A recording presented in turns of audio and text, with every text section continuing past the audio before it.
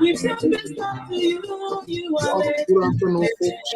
You You are lifted. can hear one of my favorite Liberian songs in the back. Welcome to SKTV. Melbourne, my man, what didn't go on? You caught our song, Bureau You Are Lifted, you know. Indeed. My Well, man, I put don't it know. on, but that song and put me in you, put it back on. That song gets I you. do. You Don't, get even- it?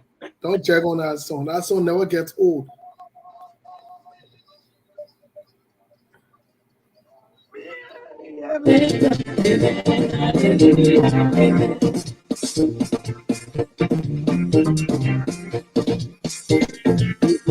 Everybody say yeah.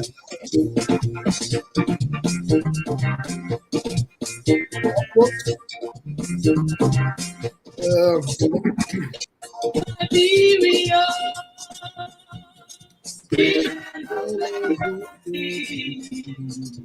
To you, you will rise, you will shine, you will prosper.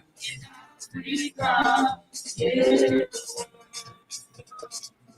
My baby, sweet love, labor, peace. We prophesy to you, you will rise, you will shine, you will prosper. In our free God, yeah. Hallelujah. Come on, my dear. Rise up from your slumber and enlarge your foot. For the day of your lifting has come. For favor shall embrace you from every angle. And your enemies shall see your lifting. They shall see your rising and bow. Hallelujah. Come on, join me. Let's celebrate Jesus. You are lifted. You are you are lifted. You are lifted. Hallelujah. Show us the making you like the Hallelujah. Show us the making you like the you are lifted. You are lifted. Shout to your life. Shout to your right.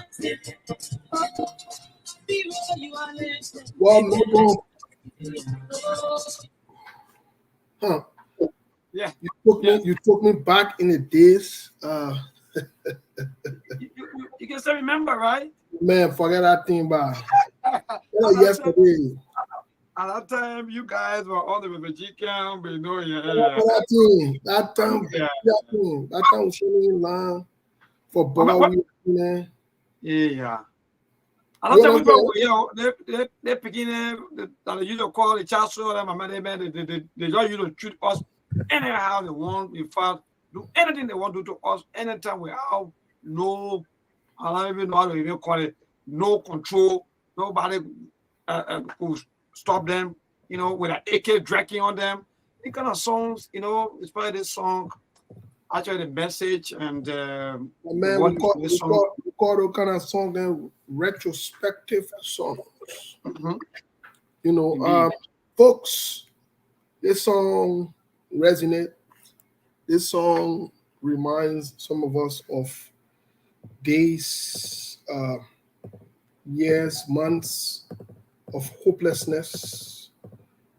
But we still embrace it with the hope that Liberia will become a better place. That is if years, months. only if we make decisions. Some of the good times, some of the bad times, especially for the bad times, you know, indeed, certain point, you know, seeing yourself as a person who you have everything and you don't even have water to even drink. And I don't know, the other thing before that the people used to eat, or Steve, I don't know what you eat, what you ate some before. That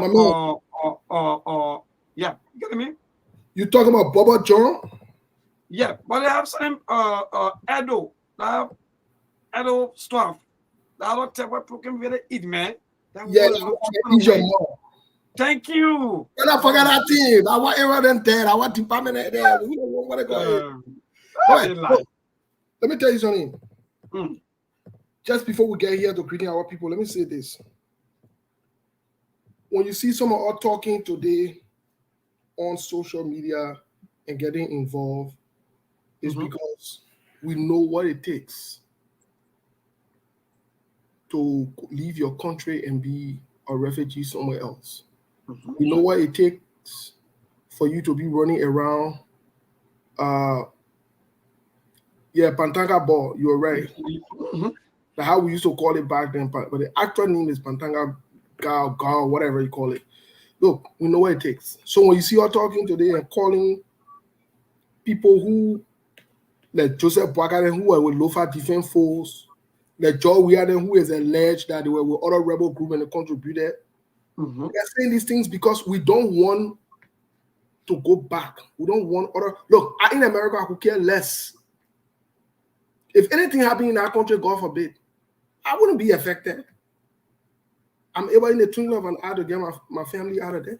In fact, you people that will even be thinking, or not, like people that will be thinking, in fact, you'll be thinking, in fact, as to how long, in fact, maybe you want it to go before it end. And this kind of thing. That's what we're talking about peace. We're talking about peace here. People taking a joke.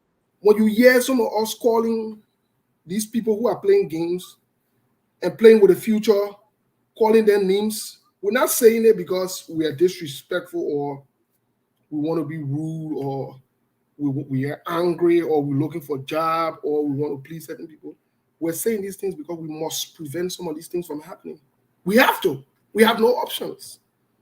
Back in the days, our people shut their mouths. They didn't say anything. They didn't speak out. And they didn't have, internet services or whatever it is to be able to make the cases. Today we do, so that's why we're involved. When you got crook, then saying just to create chaos and confusion. So some of us, we are in this because we want to prevent some of these things. Look, let me tell you. While you're saying, you're not experiencing Liberian war and you're not doing the one, you know what you're talking about. It's not because I say I'm in America today. I experienced the war too. Myself, who I lost somebody in the war too. Let me tell you. Everybody got affected by that war, Steve. Everybody got affected. So I get to greeting our people really quick, and we'll hear from Melbourne. We're getting other news. Today we should have Chairman Musa Belede will be joining us. We have Keith Hassan will be joining us as well, and then we'll also probably at some point we'll also have maybe Lofa Julius join us in the conversation. So today the conversation promises to be very heated. Spicy, as we say, spiked up. Get ready again to throw tantrums. Get ready to get vexed. We don't have a problem when you get there. It just shows to us that you're a child of God because God is there and get there. The only thing when you get there, just don't misbehave out. But getting there is not a problem. They're not sin. Nope. We Christian will know that getting there is not sin. In fact, you need to get there as a human being. It will show that you're a child of God when you get there. Yeah. But anyway, folks, welcome to this Sunday, the 27th of August, 2023. The timestamp here is 11:16 a.m. Sekou will be joining us momentarily. Our man Mobon here is helping us relay this program through the help of True FM in Liberia, 96.1. If you're listening to the radio, we want to say welcome to the program this afternoon with SKTV. Here I'm Steve. Sekou will be joining us. We're in campaign season. Today is the 22nd day of the campaign season, the campaign times, and the messagings are all over the place, but we'll try to dissect, try to bring to you what messagings we are getting. So let's share the show. Please share the show. If you refuse to share the show today, we're checking in the back. That's why you see Sekou now on here. Sekou is checking to make sure everybody that's sharing the show, because when you can't call your name. If you say you stay hold on, you're not sharing the show, you're not stay hold on. But let's share the show, folks. Thank you so much. Help us share the show. Thank you and thank you. Let's get to Melbourne really quick.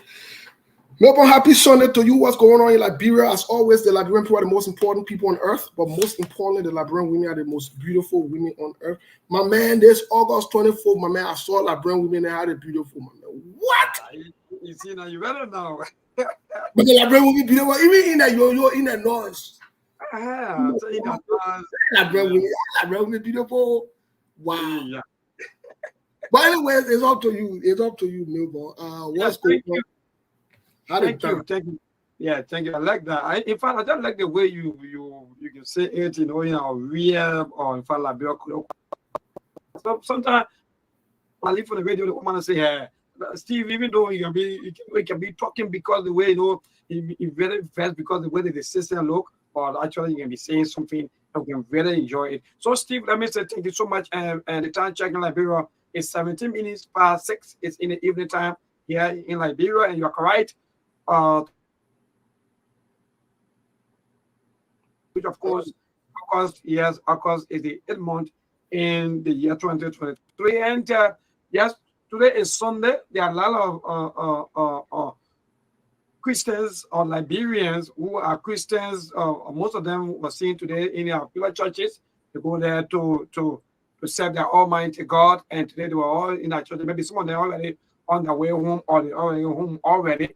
Yes. So today mark almost nearly 23 days now since National Election Commission or blow the whistle for the campaign to start August 5th to the mark nearly 23 days. So yes, there are a lot of political activities ongoing. There are a lot of politicians who are campaigning, who are doing their own door-to-door campaign, and some of them are also seen around with the crowd and so forth. But on yesterday, we did have news yesterday coming from the former Lone Star coach Frank Jericho Nangbe, which of course, according to information that at the John F. Kennedy Medical Center, or the JFK for short.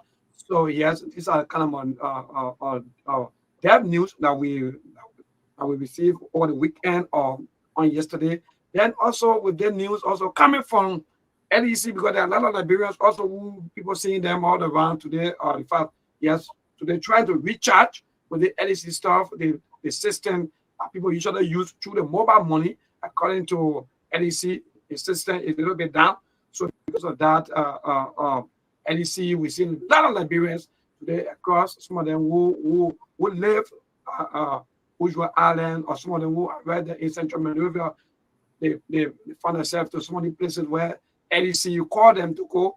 And for those of them, or in fact, for those people who live in Painesville, also they were seeing today at the Baptist fee there today doing their action work at LEC, trying to get their talking from LEC. So far, so good. Steve, these are happening, and our people out there, for those of you who maybe not understand as to maybe why is it at the LEC, you are not recharging. Yes, there's a technical problem with the system. So LEC is out there. They are 3 places, or maybe nearly 4 places, the Baptist field. For those of us who live in Painesville and Central Monrovia, is right there at the waterside end, and across right to LEC office there in Looking Town. So Steve, so far so good. These are happening from right here in Liberia.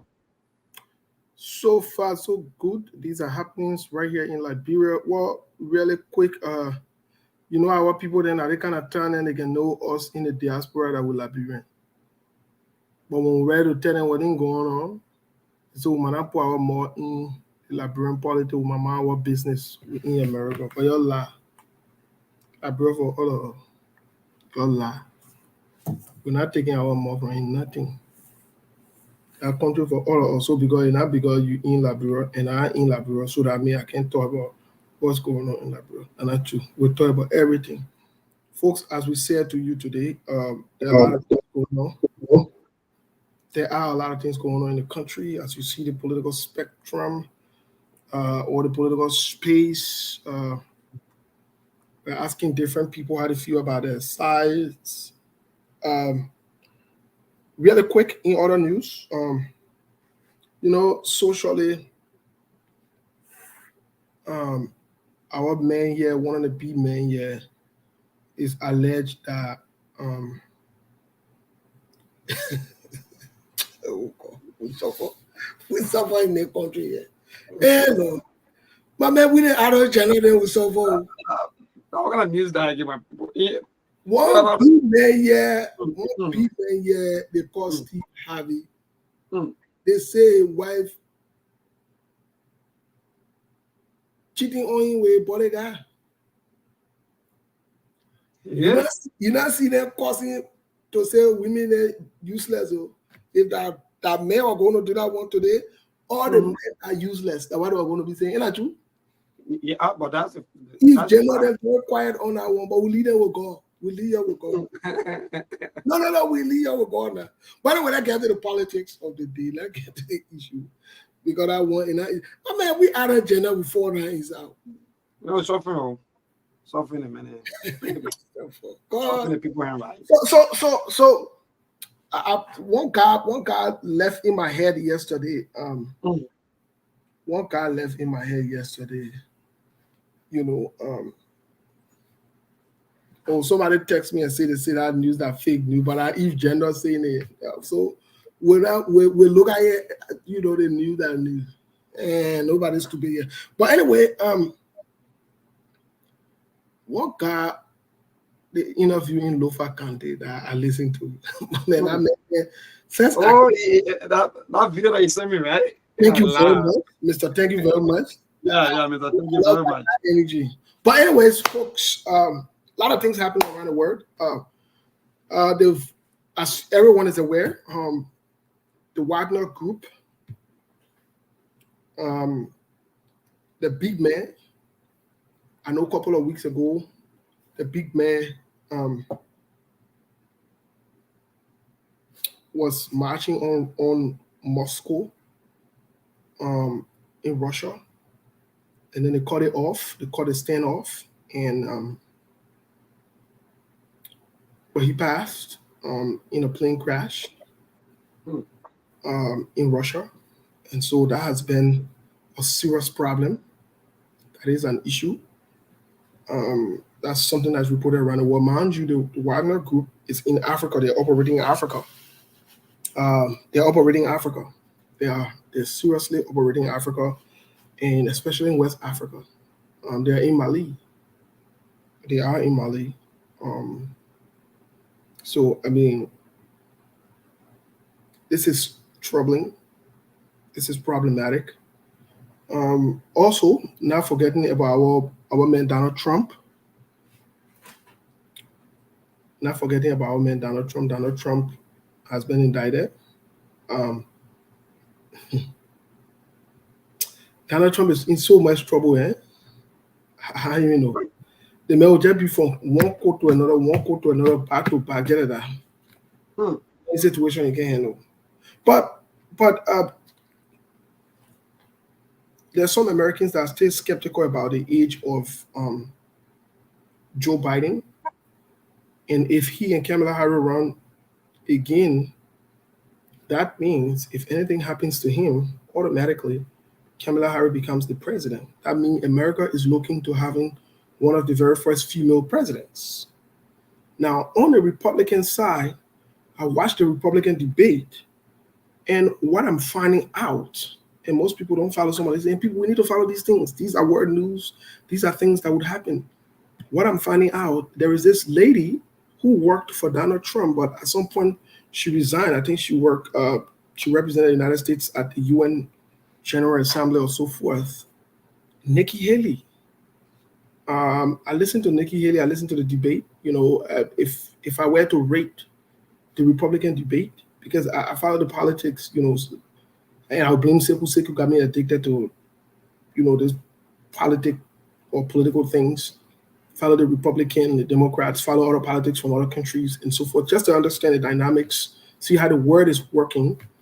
And Nikki Haley, who's a female, I don't know, other people might have different versions or different views, but I think she did very well in the first Republican debate. The only concern I had about her was her loyalty and her pledge to Donald Trump.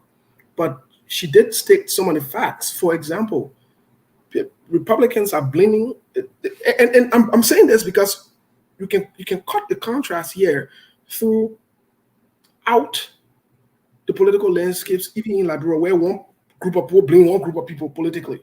People don't want to take responsibility. She said, no, we can't blame the Democrats for the bad economy now. We should blame ourselves as Republicans, because when we were in office, who is Donald Trump now, we blew out the economy. We passed, I think, a $2 trillion bill, in AIDS and other things. And eventually these things come back to haunt us. you know, and the spending that the Republican wanted as opposed to the Democrats, it was too high. So here is someone who is speaking truth, that we can say in labor to power. But in labor, the only truth to power is when you talk for them and you criticize other people. When you are saying the truth, whether it applies to them or not, you're not speaking truth to power. You saw yesterday some United Party partisan calling and saying Sekou, because Sekou was having a back and forth exchange with Ki Hassan, Sekou was speaking truth to power now. Mm-hmm. You see that? But the truth of the matter is, it was not about speaking truth to power or not. It was about everybody should attack President George Weah. Then you speaking truth to power. You will hear them making ignorant statements like, oh, let's just divert our attention to the government. No, you got corrupt Jeremiah Kuhn. Indicted corrupt Jeremiah Kuhn. You got Joseph Boakai, who is deceptive by nature at his age, misbehaving, playing games. And you say we should forget it and say, let that thing on Joe. What sense does that make? What kind of normal people think that way? Which one of the group that think that way? The only group that think that way would be people who support Joseph Boakai and people who think that they are entitled to the presidency. Simple. No sound-minded person in a rightful mind who want the best for Liberia will even think about altering from the mouth. Even in your dream, when you alter that Joseph Boakai should be president, Robert from sleep, you have a bad dream. Because it doesn't make any sense. Other countries are running away from this quagmire, this nightmare, where you have an old man who can make decisions for himself. They're running away from it. But you got a bunch of crooks, deceptive and bad young people who back themselves together and say, oh, let us support it. And they want to impose that as for it to be the mandate. Who does that? And we should sit around. Everybody should welcome it and make it look like it's a normal thing. Then today or tomorrow we can't cry and say, oh God. But then the people will come back and say, they will come back shamelessly and say, but are the choice the Liberian people wanted? Well, where were your morals and values and the things that you stand for? Where were they when you were following them? Where were they when you were following them? I hear somebody like Mandela Cooper who says, oh, that the thing they put wanted in 2017, so we went and supported Joe Weah. Oh, they see judgment she's making today, passing around with young people Lauren and they're getting drunk in car to go do camping. That's serious, man. People then, yeah. When you talk, they say you did, you died, you support the other person, you support out. It's not about supporting, it's just about the facts. We need to get to the point where we'll be serious and we'll stop, leave God alone into these decisions that we make that have the ability to impact the future and impact people's life. We can't be joking about them. We got to make decisive decisions and we have to be clear about our decisions. We have to. We can't be second guessing on these things. The decisions are clear. You either want to pass the future or you want the present. Simple. There is nothing here to confuse people. There is nothing here. Whether you like it or not, Joseph Boakai represents the past. Whether you want to say because he owe, because he was in the past government, because he has done nothing for himself, because he has done nothing for Lofa, because he has done nothing for the country, it's still in the past. And you bring him back and gain 12 more years to add to his age. He will not do nothing to benefit you. The same thing with George Weah. You can't teach old Jack new tricks. Okay, George Weah says here, Samuel Tuwede will be. In fact, Samuel Tuwede will even feel emboldened in his stupidity and he lies that he can be talking. He will even feel emboldened that, yes, you're not empowering him now to be more foolish because you're voting for them again. So I don't understand. Why should this be something that we should huddle and make excuses for? I hear people saying for CDC, oh, you know, I think Cummings will be the next man, but let President Joe, we are feeling his next 6 years. I says here to your age. I says here to your children's age. And that's the same thing. And that's the same thing. Even the United Party people are. I don't understand. I don't understand. You are already in your future. And you say, let's wait for the future. Whose future are you waiting for? That the next generation of the future you want to temper with? That's what you are saying by accents. And these things don't make sense. So it's not about what we cannot do as a country. It's about the decisions that we are making now. Because whether you like it or not, the decisions that we make now will have an impact on the future. I don't care what you say or what you do. Whether you are making it because you care about this person, because you love them, because you think that they are entitled, if you don't make rational decisions to better the future, to shift and shape the future, it's not going to happen coincidentally. Success is not coincidental. People don't get successful coincidentally. You don't just wake up one morning and just become successful. No, people who are successful, if you check them for, I'm not talking about Stanton Witherspoon. I'm talking about genuine people who are successful, who work hardly and honestly. You ask them, they got a story. They didn't just wake up one day and become successful. They made sacrifices. They made choices. They were decisive. You understand? So I see people thinking that, Joseph, listen to one other young man, you know, and Joseph Boakai will face the country and he will set the country and give it to the next. Joseph Boakai life is set before you leave it alone. What sense you make when you make the kind of irrational, erratic? They're not logical. They don't make any sense. You need another word to be thinking that way. Who told you Joseph Boakai is able to amaze what we're faced with, the country is faced with right now? Who told you Joseph Boakai is able to change it? Who told you that? Who told you that? Even if Joseph Boakai had the energy and the age, he still wouldn't be able to do it because it's not in his nature. That's not who he is. You can't change that. The same way how you will not get Alexander Cummings to come and insult people in public. That's not who he is. Like it or not. You will not get Alexander Cummings to be shouting or to get big voice and be loud. That's not his nature. It's not there. The same way how you will not get Joe Weah to be diplomatic and professional. You will get him to be chilling, laid back, and having good time. That's his nature. That's who he is. Doesn't take anything seriously. While people were dying from COVID, the president was making music. Who told you Joe Weah worried about all that extra thing and what you're taking too serious? The man not get time for that thing. That's not his nature. And you can't change that. So they're not wired to behave that way. They're not wired to act that way. You can't get Joseph Boakai to go stay in a cabinet meeting for past 30 minutes and he'll be a lawyer oriented. He will be sleeping. That's just what it is. Like it or not. He will be sleeping. That's who he is. And that's what he's been doing all his life. Sleep, don't make any decision, sit around, play sympathy, play party while he honor my other people, and lead Baba Tine and be part of Baba Tine. That's who he is. Just a deceptive, crooked way of living. That's it. That's who he is. It's not going to change. So you make him president and you think that will change? I don't know which word you're in, but let's get quickly to the musical break. We'll be right back. I can see that the show, the general other news, the show that means that the show will be noisy. Like that. People can get in that feeling, but we're not worried. We're cheering on God. We can see our brothers and sisters getting that feeling will come out. But anyway, folks, we'll be right back. Let's get a sound here from this musical break really quick. Really quick.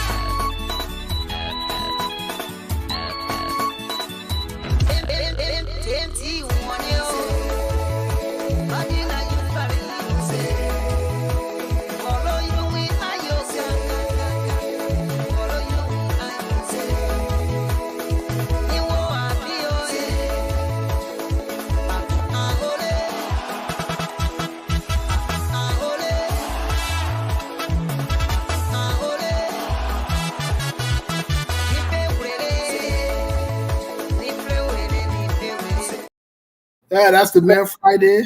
My man Friday's song can get old, brother. Yeah, you know, always. Friday's song can get old. Friday's song can get old. Friday's song can get old. Always, as always, as always. So yes, we're back here as we await the arrival here. We are waiting signals here from Keith Hassan in Nima yesterday.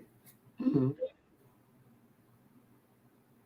In Nima, sometime this week, like Keith and others were saying, we do have the recordings. We've listened to it with Prince Johnson, where it is alleged, and it's the recording. It's disturbing. Let me put it that way. It is disturbing. I listened to it. I did.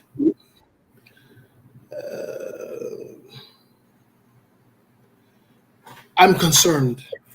I'm very concerned. I'm very, very concerned about the situations between CDC, Unity Party, and MDR. These three parties seem to be, I don't know what's going on between them. I don't know what the issue. I don't know what the issue is, but they need to either decide to handle it behind the horse on the table, but they cannot use that as a means to disturb the peace of the country. Apparently, there seem to be some unsettled schools, whether it's from the Unity Party, the CDC, and the MDR. We're calling on them to please refrain from violence. The Liberian people want a transparent, peaceful, drama-free elections. It will help move the image of the country forward. The West African state seem to already want to use the word destabilizing. It seems to be not sitting right now rightly and consistently. Any funny can create destabilization in our region. Imagine Mali, Niger, Burkina Faso, Guinea. All of these guys in most recent times went through coups or some kind of noise. We seriously don't want it, folks. And I want to call on, the president who's in charge, who's responsible. At this point, I will say it, to avoid all provocations and let the law prevail.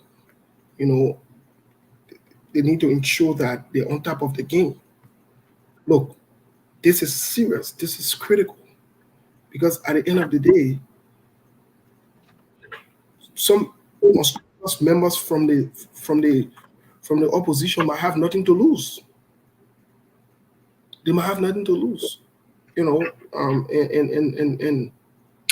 like the Unity Party led government or not, back in the days, they used all means to ensure that the peace were maintained at some point.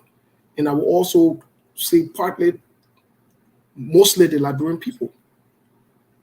Mostly the Liberian people. And the CDC too, in as much that it's been alleged that they were collecting bribe undercover in order to come and stage protests and they go and get quiet, stage project, get quiet. We see that same thing. Listen, we know the tactics. We already know that tactic. They were never about something serious. We know the tactics. We know what's going on. We saw the same tactics being applied in the opposition, whatever, Costa or other people then who decided that they will raise, quote unquote protests. Now they've made protests useless in the country. They've made it meaningless and just killed what protest really stands for. In a democratic setting or process, protest is essential. Protest is how people communicate a dislike to the government or to a situation, and to seek redress.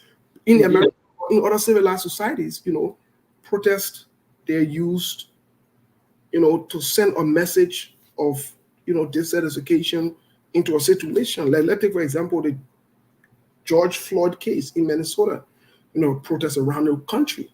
Something had to have been done effectively, immediately.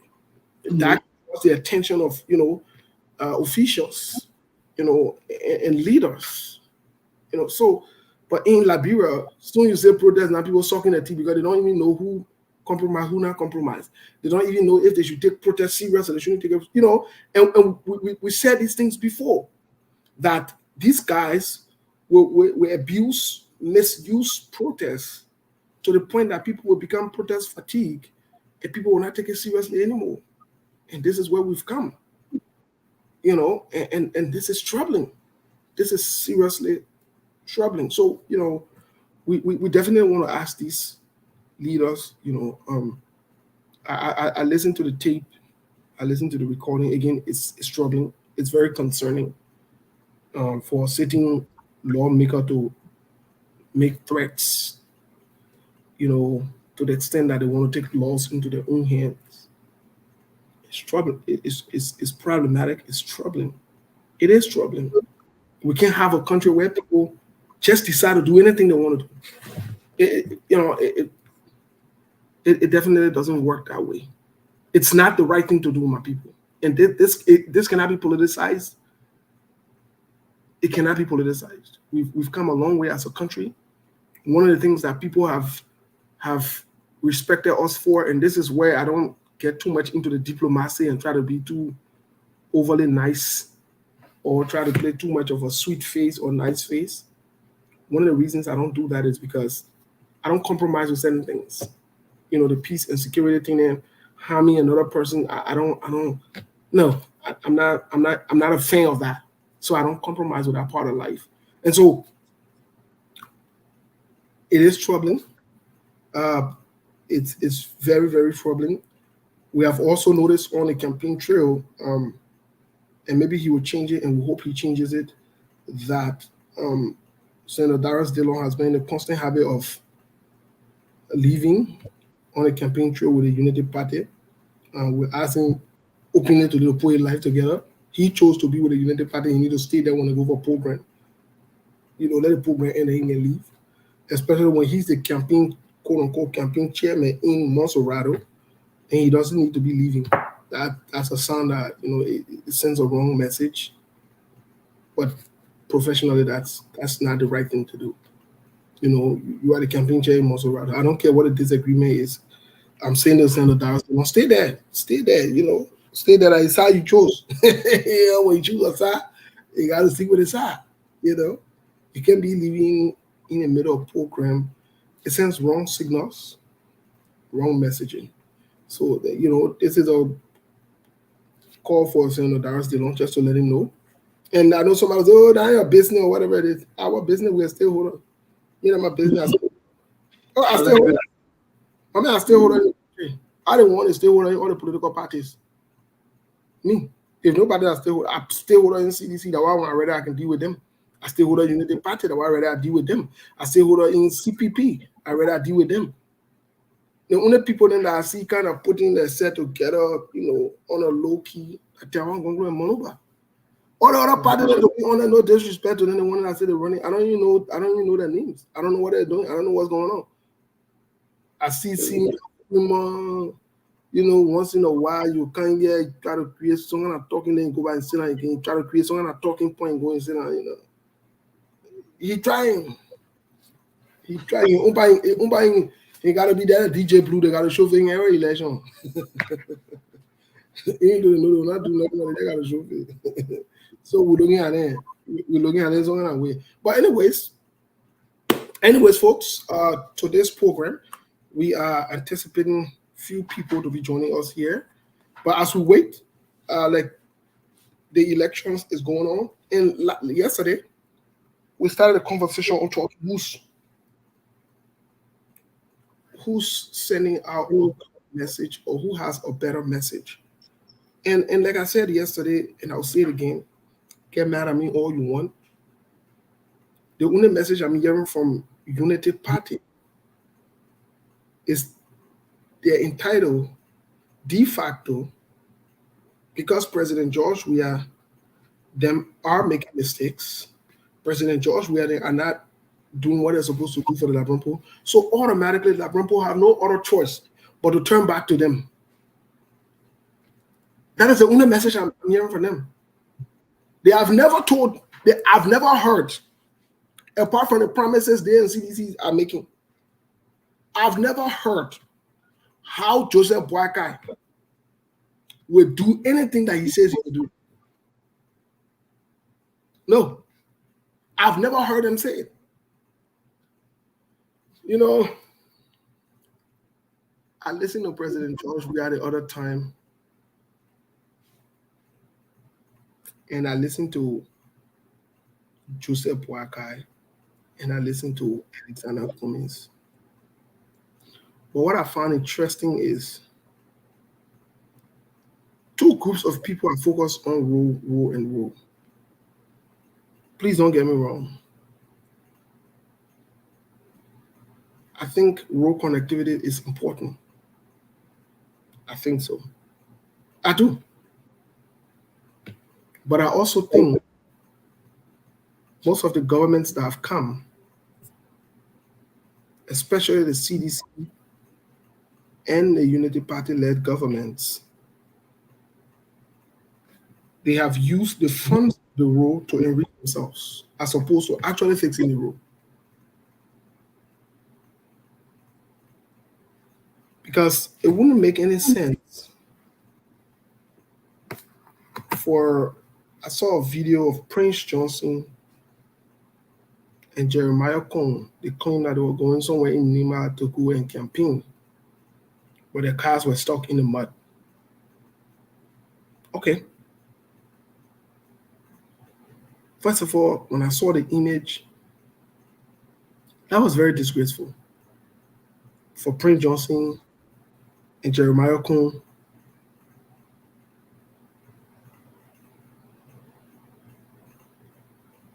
To be crying that the rules are bad and that it is CDC's fault. Well, let me remind Prince Johnson and Jeremiah Cone. Prince Johnson has been in the Senate as senior senator for Nima County for 18 years. 18 years and a small time. 18 years and a small time. If you take out 18 years from your age, you are probably a young, innocent human being. Some of you, if you take out 18 years from your age,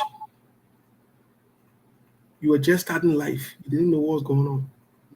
So to have 18 years and did nothing for your people to benefit them, apart from running around and you're collecting bribe,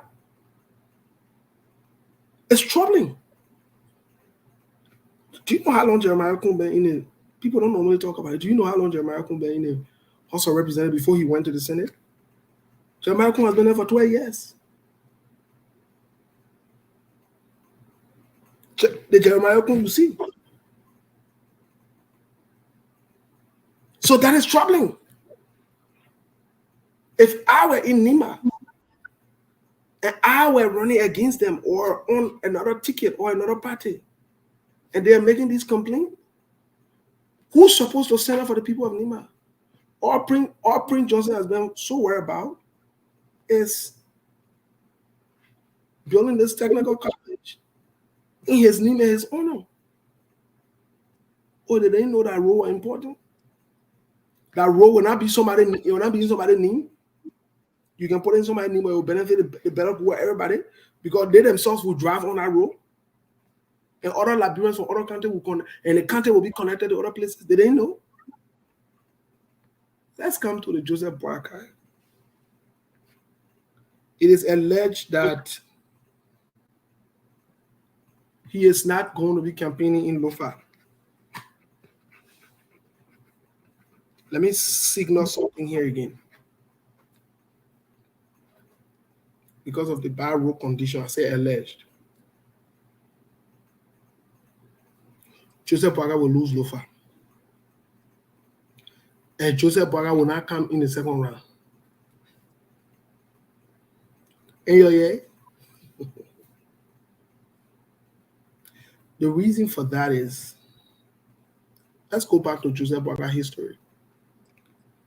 As vice president, let's go down the memory lane. One of these days, I want to take one show and I will ask Sekou Date to sit out. And I'll print out the PL 48 document. And I will post it. I will put it up. And we'll go by it line by line. You will see how much money, well, we can say in LeBron normal days, Joseph Boakai, yes, PL 480, you're right. Sorry, I couldn't get the last one. You will see how much money was invested in agriculture. When you get Joseph Boakai passing around and say, oh, look for the bread basket, and they won, and I won. You will see why he was saying that. You will also see as to why Lofa, the place he claims he's from.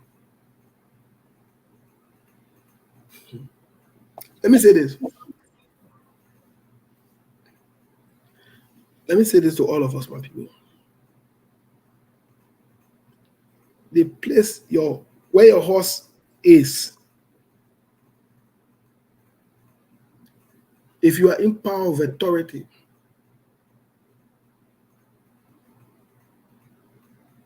to ensure through the right means, to advocate and make the case, even if it does not go through,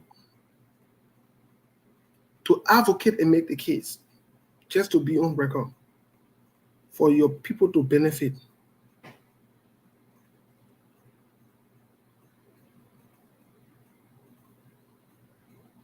And you did not do that. That means you don't even love your own people. Think less about the other people than who not people. If you not love your own people, and the other people that you will love. If Joseph Boakai, the people of Lofa could not benefit from a vice presidency.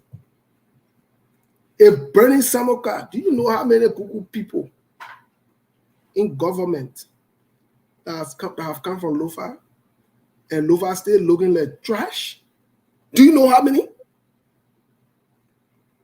You get what on a newly senator that they elected, he own a job that to take CDC barrier and put on a head. I own a thing when you go do that. You get out of one, what name is Steven Zago? Confused, but when he said that he talked BBT and how he went to FBI training, he went to that one. My brother, you don't even behave like somebody who even had any kind of security training. You don't. You don't. When you say on radio for when you say the first thing will be more, and they get one of the highest security training in the country and the highest security training. You get higher security training in the country to support corrupt people there and crook there. I used to be talking about security, Steven Zago. You get higher security training, you can't even make decisions for the future that's all benefit you and benefit the country, the country that you're from. All of you taking Brian Villa, you security men will be taking Brian Villa. You saw that you saw be in Brian Villa business, your niece will be on that. The party that made you senator, you lead that one. You go passing around your entire political career, surrounding around Joseph Boakai. But you will see yourself. You will see yourself the election of Steven Zago. I told you before, you're not listening. You will see yourself. Then we had the other confessed, indicted, corrupt criminal through the court, Bernie Samoka from Lofa County too. And listen, my people who's from Lofa, you listen today. They'll be passing around all day Joseph Boakai. Joseph Boakai not benefit you. He will never benefit you. Joseph Boakai is a waste for Lofa. It's a waste product. I will come to CDC on the people. I will come to them. I come to CDC for them. I come to Thomas Fala. I come into the Jefferson Koji. I come into Sir Joseph. I come into all of them to bring the story in also. Today. We inside. You know what? Let me put myself together. Joseph Bernie Samoka. You know, this is the problem we have had. And I want to say to the people of Lofa County, I'm not saying let's go tradition. So Steve, we're gonna go for the news break, the 15 minutes of news bulletin, and we'll come back. We will continue with the program up 8 o'clock tonight. Yes, so you know what? I will take a break because what I'm about to say, I want it to be on the radio. We can't leave that one. All right, so I will leave and you take charge.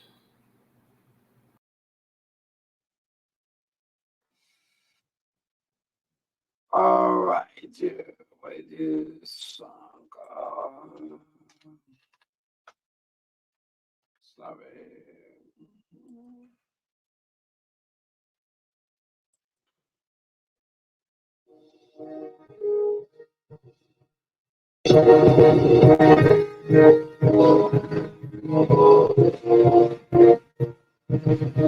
Years ago, a news center was birthed, charged to collect balanced, credible, and accurate news and information. A facts tested and proven to be a world-class example of news presentation where truths are told.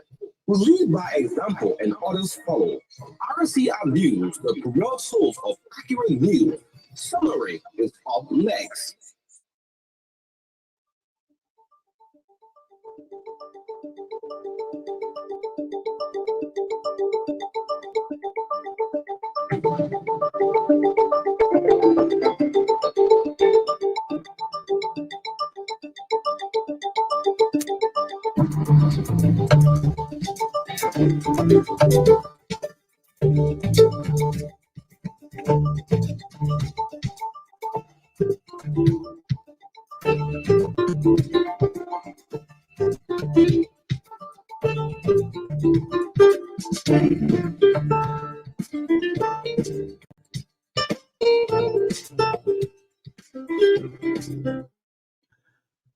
RCR News Bulletin at 7. My name is Micah Davis reporting in the headlines. The ruling Coalition for Democratic Change claims stronghold of Western Liberia as President George Weah says his work done over the years are evidence that he is the real rescuer.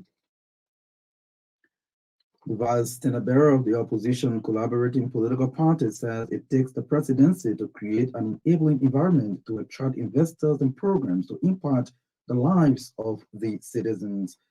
Police Inspector General Patrick Sudu commends Margibi County Representative Tiberusa Taponwe for initiating the construction of a police station in Duazon, Lower Margibi County, as the district representative dedicates the facility to the Liberia National Police. And away from Liberia, Zimbabwe's President Emmerson Mnangagwa has been elected to a second term with 52.6% of the vote, the Electoral Commission says. Those are the headlines. Now the news in detail. President George Weah says his work done over the years are evidence that he is the real rescuer. Speaking over the weekend when he rallied scores of Liberians in Bapolo County, the Coalition for Democratic Change tenor bearer said he is more workaholic than members of the opposition. As such, he deserves a second chance to continue his developmental initiatives across the country. He assured the people of Western Liberia during his campaign tour that he will work in their interests and will not let them down. According to President Weah, he is a record breaker and will do all to break all records to put smiles on the faces of Liberians. At the same time, the ruling Coalition for Democratic Change has claimed stronghold of Western Liberia. The national campaign spokesman of the CDC, Constantino Bala, said President George Weah is unbeatable within the western region of Liberia, comprising Bomi, Bapolu, and Grand Cape Mount counties. Speaking to reporters in Bapolu when the national campaign team visited with thousands of local residents in Bama district, Constantino Bala stated that no other political actor has impacted the lives of local citizens of the western region as compared to President George Weah. For bombing, Councillor Bala cited the electrification of the county for the first time since 1847 as a landmark achievement for the president. Councillor Bala also cited the construction of the modern Emirates Referral Hospital that he said had conducted over 60 surgeries and treated over 2,000 citizens of the region since opening in July 2023 as another groundbreaking achievement for the president in Bapolu County. In Cape Mount, Councillor Bala recounted the ongoing refurbishing and pavement of the Bambagida Highway leading to Bore Waterside as another important infrastructure development in the region. He noted that with these achievements in the western counties, President Weah is poised to win the counties in the October polls. The vice tenor bearer of the opposition collaborating political party says it takes the presidency to create an enabling environment to attract investors and programs to impact the lives of the citizens. Councillor Charlene Bromskin, however, said CPP's tenor bearer Alexander Cummings' connections with international companies alone cannot bring investors into Liberia unless investors develop trust and confidence in the government. She noted that Liberia did not get companies and other investment opportunities over the last 5 years because of apparent corruption-related fear in the minds of investors. Speaking in Margibi County over the weekend on a tour with former Senate Pro Tem Wezonga Finley, Councillor Charlene Bromskin said a Cummings-led government will create an environment where investors will have trust and confidence in investing in the country. They addressed hundreds of motorcyclists in Habel, Margibi County while en route to Grand Bassa. In a statement, the two political actors spoke to the motorcyclists on factors that have over the years prevented investors from coming to Liberia, including reports of corruption in government. The Inspector General of Police, Colonel Patrick Suru, has commended Margibi County Representative Tibarusa Taponwe for initiating the construction of a police station in Duazon, Lower Margibi County. The Police Inspector General termed the newly constructed police station as first of its kind, adding that the station will not only serve the people of Margibi District 1, but also extend its services to Monserrato County. Representative Taponwe dedicated and handed over to the Liberia National Police a newly constructed police station in Duazon, Lower Margibi County, as part of its efforts to reduce the growing wave of criminal activities within his constituency. The program was attended by government officials, top brass of the LNP, community leaders, chiefs and elders, women and youth groups, religious leaders, and residents from Duazon. The facility, valued at over $100,000 contains more than 11 rooms, including offices, 2 detention cells, evidence room, 2 bathrooms, conference room, charter quarters, among others. Handing over the newly constructed police station to the Liberia National Police, Representative Tibarusa Taponwe said his move to construct a police station is to help combat crimes and ensure his constituents are secured. The Margibi County District 1 lawmaker further disclosed that his personal contribution towards the project amounted to US $80,160, while additional US $33,000 was taken from the county's China Union Social Development Fund. Also in remarks, the chairman of the House's Committee on National Defense, Representative Vinnie Smith of Monserrato County, lauded his colleague for constructing such a state-of-the-art police station to help fight crimes. If you're just joining us, you're listening to a bulletin of news from the News and Current Affairs Department here at the Renaissance Communications Incorporated. Out of Liberia, Zimbabwe's President Emmerson Mnangagwa has been elected to a second term with 52.6% of the vote, the Electoral Commission says, but the opposition also claimed to have won, saying there was widespread vote rigging and, observers said, the vote fell short of democratic standards. Mnangagwa is only Zimbabwe's third president. A 2017 coup against veteran leader Robert Mugabe put him in charge. Zimbabweans still face high inflation, poverty, and economic fear, according to the BBC. When he first became president, Mnangagwa, known as the crocodile for his ruthlessness, promised a new start for his country's people. But Zimbabwe had one of the highest inflation rates in the world last month. Pricing in July had rocketed by 101.3% since the previous year. Unemployment also remains great, with only 25% of Zimbabweans holding former jobs. Mr. Mnangagwa's vow to guarantee human rights also appears hollow, with little changing in this regard since Mugabe's departure. His supporters still bring out a cozy crocodile toy during ZANU-PF rallies. Critics say the 80-year-old silenced dissent and clamped down on opposition in a run-up to the vote, which he had been widely expected to win. Elsewhere, Indian Prime Minister Narendra Modi has proposed to make the African Union a full member of the Group of 20, while also pitching his country as the solution to supply chain woes in advance of the bloc's summit in New Delhi next month.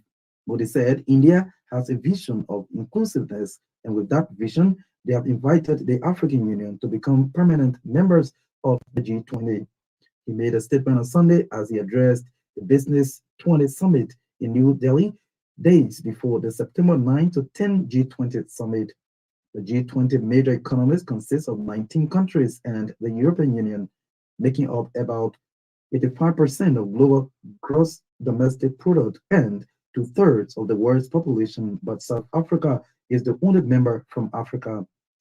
In December, US President Joe Biden said he wanted the AU to join the G20 as a permanent member, adding that it had been a long time coming, but it's going to come. On Sunday, New Delhi also called for including the 10th African bloc, which collectively had a $3 trillion GDP last year. As the host of G20 this year, New Delhi has struggled to bridge the differences among its members, particularly on the issue of the Ukraine-Russia war. India has refused to join the West's policy of isolating Moscow and has instead become the biggest buyer of Russian crude, according to Al Jazeera. In its previous meetings, the G20 delegates have failed to issue a single communique, raising doubts about the outcome of the September meeting. With its headquarters in Ethiopia's capital, Addis Ababa, the AU has 55 members, but 5 military-ruled nations are currently suspended. Modi also said India was the solution to creating an efficient and trusted global supply chain following disruptions during the coronavirus pandemic, with New Delhi working to bolster manufacturing to compete with China. To end this bulletin of news, a recap of the headlines. The ruling Coalition for Democratic Change claims stronghold of Western Liberia. As President George Weah says, his work done over the years are evidence that he is the real rescuer. Vice Standard Bearer of the opposition collaborating political party says it takes the presidency to create an enabling environment to attract investors and programs to impact the lives of the citizens. Says Alexander Cummings-led government will create such environment to create job opportunities for the ordinary people. Inspector General of Police Patrick Sulu commends Margibi Representative Tiberusa Taponwe for initiating the construction of a police station in Duazon, Margibi County. As the Margibi lawmaker says, the construction was done to reduce crimes in the area. And outside of Liberia, Zimbabwe's President Emmerson Mnangagwa has been elected to a second term with 52.6% of the vote, the Electoral Commission says. As RCR News Bulletin at 7. My name is Mark Davis.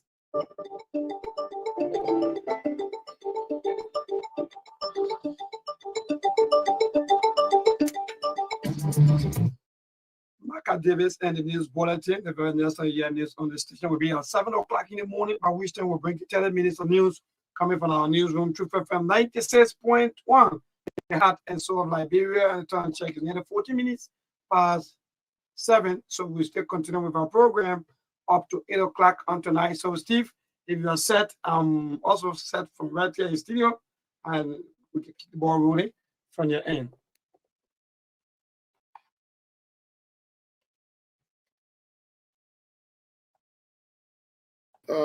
Thank you so much. Happy today. The reason I'm happy today, I've been sitting at home for the. It reminds me of the video recording. Let me bring on one of our guests for today, Keith Hassan. Keith, welcome to SKTV. I don't know if you've ever been on camera on here, my man. Welcome. Well, my SKTV is my old ground, man. I don't think you've ever been on camera, my man. On camera? Yeah, we used to do Facebook Live. Okay, yes. Now I record. You're right. You're 100% right. But welcome to the show. Welcome this afternoon. I think from the East Coast. Welcome. Thank you. Yeah. Just before we go into the conversation here, there's a lot of things going on around the world. What do you make of? First of all, what do you make of what's going on with the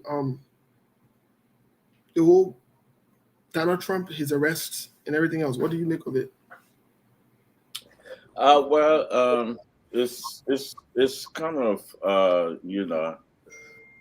fortunate for me because I'm a registered Republican. so I believe in there's a two-part here. There is certain things of Trump that I do I disagree, but there's a whole lot of Trump that I do agree with. So, okay. but and what happening to Donald Trump? Imagine if this were in Liberia. My brother Lofa Julius will be screaming out of his across Africa to choke somebody. You'd be like, "Oh man, the government is this," but the law is the law, and that's what's happening in America right now. The law is the law. Okay. But when it come to Liberia, every little thing, the government, but the law is the law. Okay, we'll try to make use of the time here. Yeah. Just before I get to the next question, because the same two questions will go to Lofa really quick. Let's give Lofa the chance to Lofa, welcome to the show this afternoon. What's up, my man? Well, good afternoon, Steve, and everybody else. Melbourne, Kev Hassan, great to be back on here. It's doing great. Happy Sunday to your listening audience.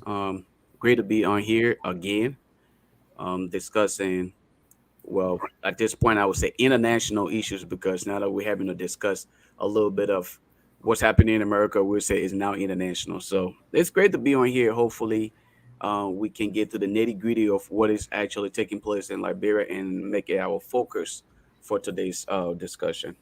Most definitely. Thank you, Lofa. Let's get back to the second question really quick. In terms of the law being the law, as Keith has you said, let me ask you this question. What do you make of your former boss, your former friend, your former trusted colleague? And I still record let me quote you maybe verbatim here or paraphrase what you said on one of the editions when you came from Liberia. You want to thank Stanton Witherspoon because he took you back to Liberia. He bought your ticket. What do you make of the plea guilt or the guilty plea that he had these few days, on the 24th? And also, what do you make of the fact that you benefited from some of the stolen money? Well, if you let me tackle the last part. Benefited from stolen money. At that time, at Spoon, when we are Spoon, that I nobody, no panelists on Spoon knew uh, or will say that Stanton Witherspoon were involved in any illegal act against uh, the people of this country, especially in the healthcare. So we went to Liberia. Yes, I will say this. He bought my ticket. He bought my ticket. I did upgraded mine to to first class, but he bought my ticket because that trip was sponsored by Spoon. We were going on a Spoon trip, not individual trip. If I'm going to Liberia on an individual, I'll buy my ticket. But Right. but I want people to understand that he asked me to go. A matter of fact, there's a time that he thought I wouldn't go. He pressured me to go. He wanted me to go. Reason number one, I'm scared to fly. When I'm in the plane, God, I'm scared. Yeah, so that's why I don't travel a lot like that. So he was at 11 hour. I decided to go. Right. And he wanted me to go, Okay. and we went. But to say benefited under at that time, nobody in the group knew that Mr. Witherspoon involved in an illegal act. Okay. So So let's just before Lufa answers the two questions, and we'll probably get into the with shift to Liberia. It's interesting how you are a Republican and your Republican side have been affected. But just for the record, when it comes to Stanton Witherspoon, the investigation about him started, a couple of years back before you even went to Liberia. And also for the record, we say in Liberia very simply, ignorant to the law is of no excuse. So even if you didn't know it, but you benefited from it, you are still yeah, no? at that time we can't say you ignorant of the law because we didn't know. If we knew at that moment that he was in an illegal act, yes, and then allow him to spend. For example, now folks who are on the network right now know that he's guilty, but they're there, they're benefiting. So that belongs to them. Folks who are currently on the network who benefiting, they're doing it deliberately to ignore the law. So these are the people we need to talk about, not us. Okay. Matter of fact, when we knew that this thing was going, and after the indictment, that's where we had a meeting, and we said we have to change the face and the way of Spoon. So we on record, and because that didn't happen, we left. Okay. Thank you, Keith. Let's look at really quick. What do you make of both the Stanton pleading guilty and also the I'll say the mug shot of Kev Donald Trump from the Republican Party, who is currently selling mug shots anyway on different things, but on the mug shot he does look like a thug and a criminal. Just for the record, what do you say? As far as the United States, the system works. All right. It don't matter who you are, what you do, and this is a prime example of why we are consistently asking for our system to also be built in a way that not the top 1% will end up, being beneficiaries or actually having the law on their side, and the rest of our people remain victims. So, in the case of the United States, with Donald Trump, again, I didn't expect any different. All right. I knew something would happen. And everybody can come up with their own little conspiracy theory that this was all done against Donald Trump. I don't expect Republicans to agree with what is happening right now. So Kev Hassan, at least Kev Hassan is trying to be well balanced to even think that to say, okay, some of Donald Trump's actions I disagree with. But, hardcore Republicans will tell you all of these things were made up.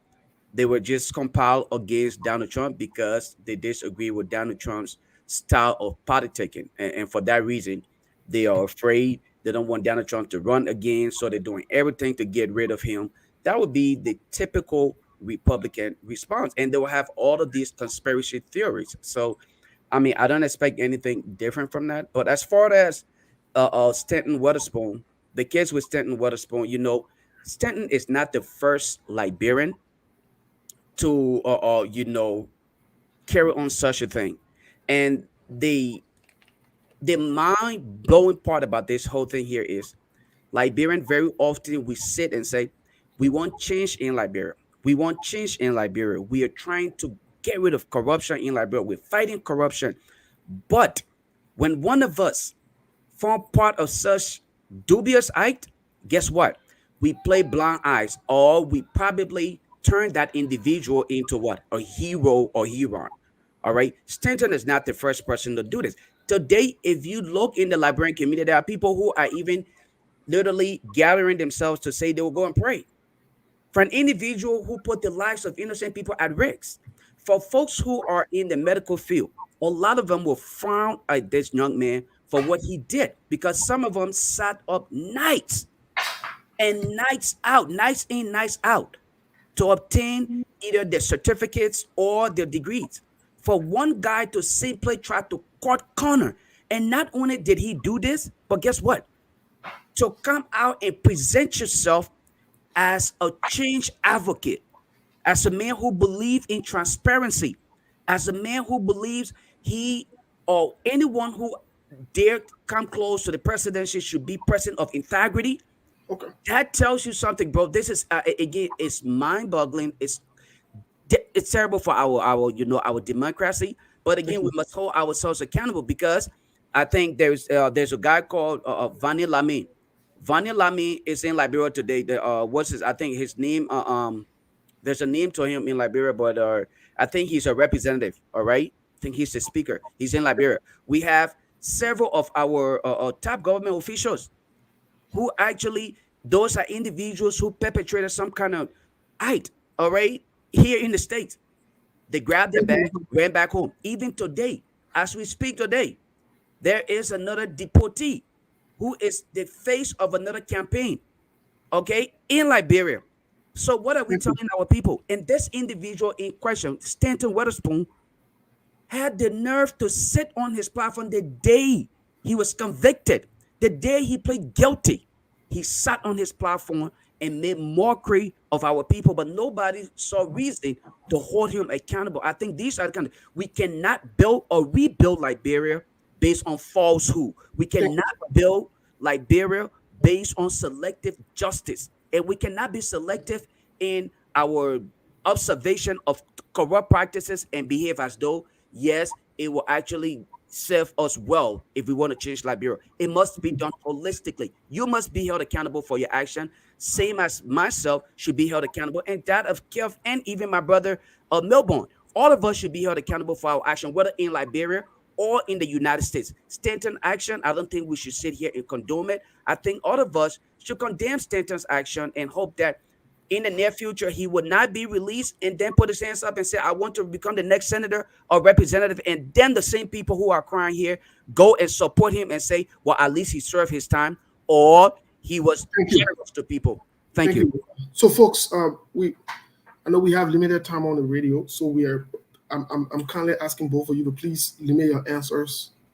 Please, let's make it brief so that we can ask more questions and interact, and maybe get the people from Liberia to call in and chime in as well, before we leave the radio. Please, let's limit our answers. Kev, let me get to you really quick on CDC and what's really going on. First of all, Kev, In a quick summary, what would you say about the CDC campaign right now? Because you are part of the campaign team. What would you say about the campaign? The campaign team, the campaign is going on well. Matter of fact, it's going to a level that is really unbelievable. To see uh, the turnout, to see the people, and hearing what it's saying. One of the things that resonating among our people, Steve, is our mothers. They're saying the free tuition of this president at government university, the free WIEC, it resonating to our mothers. When we listen to them on the campaign trail, well, what is saying that we don't have to spend our money again. That money that we're supposed to spend on the campaign, on the free education, free WIEC, that money become bread and butter issue.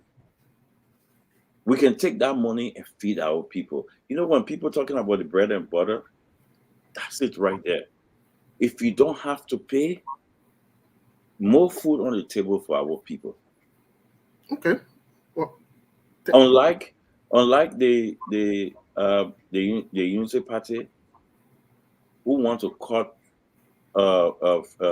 free tuition on our universities and WIEC, our mothers and children are benefiting, and we're hearing that every county and district we are going, everywhere they coming to the president. Thank you, thank you, thank you. okay. It resonating. Okay. Keith is saying that Keith, I'll come back to you really quick. Lofa, what do you make of the campaign so far? Thus far, Liberia campaign have been changed drastically based on an individual's action, and that will be. And I'll be honest with you, I think Mr. Alexander Cummings have changed the dynamics of Liberia politics drastically, to the extent that the young voters are becoming more involved. Um, the voters are actually pushing the contestants to discuss the issues, present their agendas, and make themselves more available for this for discussion and discussing the issues that they have in their plans for transforming Liberia. So as we follow these things, you will see that of course with Liberia today, you don't have jobs in the country. The young people are looking for something to do every weekend, especially on a Saturday and Sunday. The young people are either on the beach or running around doing something. Now, when you have gathering where people can go and listen to free music, possibly have drinks and food, who do you expect to sit at home? Even if you don't support the candidate that is at that event, you probably just want to go there, and see what's going on. So the idea of crowd politics going forward is no longer going to be the issue of the day. It's going to be, what is it?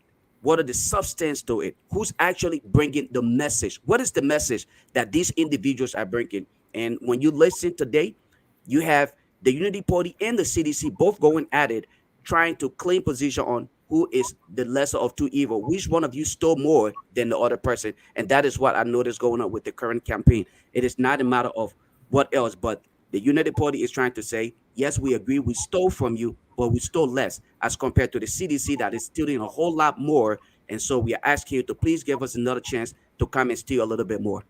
Okay, so what do you say, Keith Hassan? Is that the messaging from you and the Unity Party? Because it seems like you and the Unity Party, the CDC and the Unity Party has this, you guys have this beef or whatever you want to term it as, that you don't want to prove a point. Either you guys are saying to them that they stole enough, that they didn't do well for the country, and you guys say in 6 years you guys did a lot more, so you need another 6 years.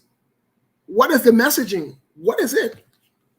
You see, Unity Party is in the world of their own.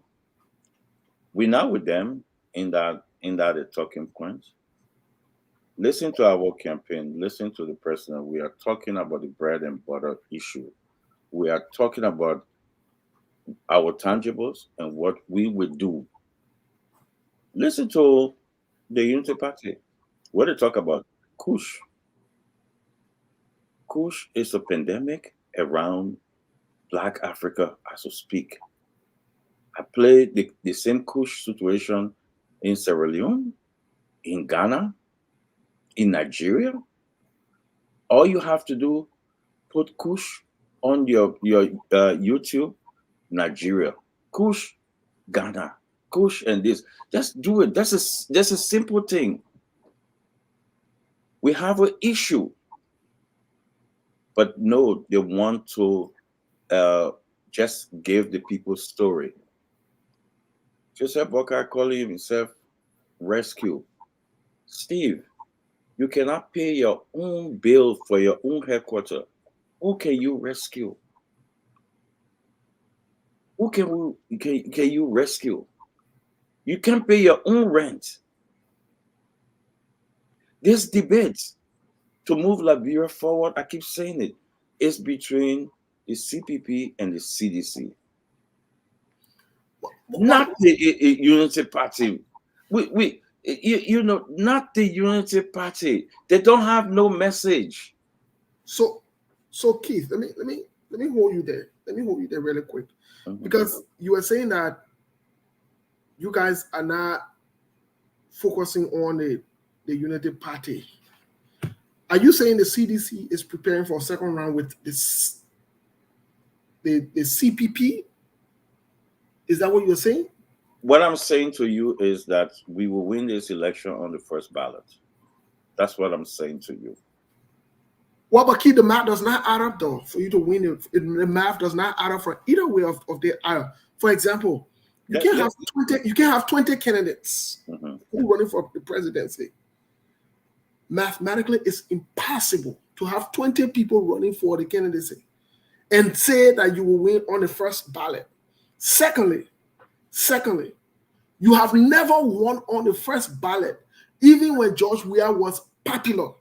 The highest you've gotten is 25 or 38% throughout all of your elections. So the only time you won bigly was in the second round when you met with Unity Party, where you won 14 out of 15 counties. Now you have a record, and the record is not showing to be something that benefits the Liberian people for all indication. What is the roadmap here to win on the first round, like you were saying? Okay, let me hold you there that the record is not benefiting the Liberian people. Are you telling me that paying a university fee for our mothers, our market women, not benefiting? Are you telling me the hospitals that we build are benefiting? Are you telling me the roads that we build in Lofa and Nimba is not benefiting our people, that our people can move their market from one end to another? Are you telling me everything that this president is doing is not benefiting and the people? But the people say no. What is saying on the campaign trail? They say no to you guys. They say yes, it's benefiting them. The tips all over that the people coming out, some of them sharing tears. I play on our program, on our show. They're sharing tears that it benefiting them. So when you say it's not benefiting our people, then you're telling them that the hospital in Bapulu that is operating as we speak right now, that benefiting our people in Bapulu. I do have some of the footage because of HIPAA law. I can't play it, but I do have where we have C-section is going on. A lot of things are going on in Bapulu, and you know the benefit, Steve. You cannot leave that area to come to JFK. So you have a hospital there. So are you telling me the oxygen tank factory that the government barely is not benefiting our people? One in Bomi and one in Monserrado. Are you telling me the dialysis center It's not benefiting. So when you say those things, then look at what benefiting is. Our people are benefiting from all those things, Steve. So look at the tangibles. Thank you, Steve. Keith, let me, just before I go to Lofa, let me tell you what I meant. For example, on August 23rd, on Wednesday, the lawmakers were called back for a special session. The myth from CDC and the falsehood for free tuition has never, ever been a fact, because the lawmakers, even as up to date, on the agenda, they were still debating on the free tuition, quote unquote.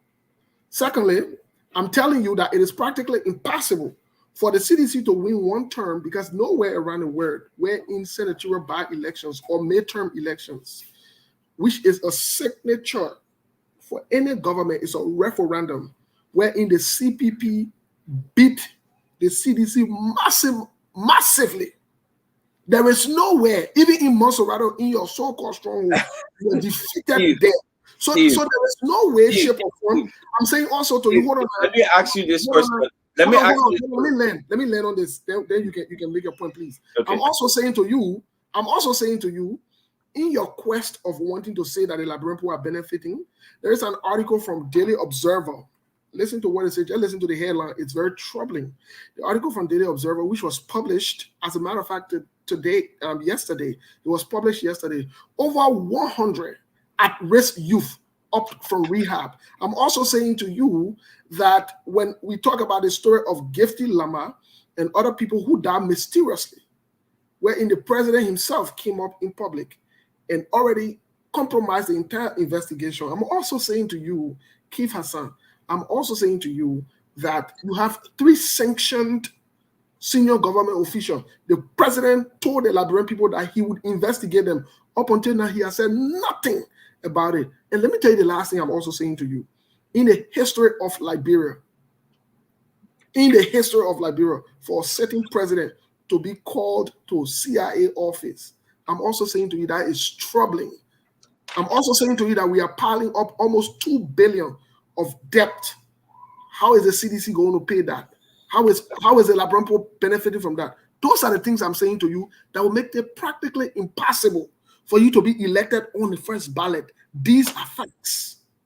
Okay, let me unpack some of the things. You say a lot of stuff, but let me do my best, brother. You talk about midterm election. I will give you one word that happened in this country: shellacking. From who? From Obama. That was a midterm election. Everybody said that was a referendum on Obama. Well, what happened?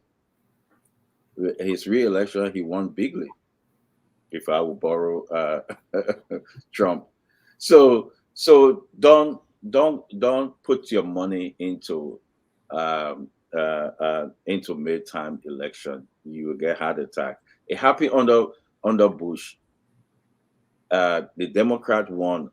So most of the time in this country, midterm election is always a referendum on president's second term. But guess what? When you put your money there, you always. So Bush won, Bill Clinton won. Let me tell you, the Speaker of the House during Bill Clinton, it was Republican.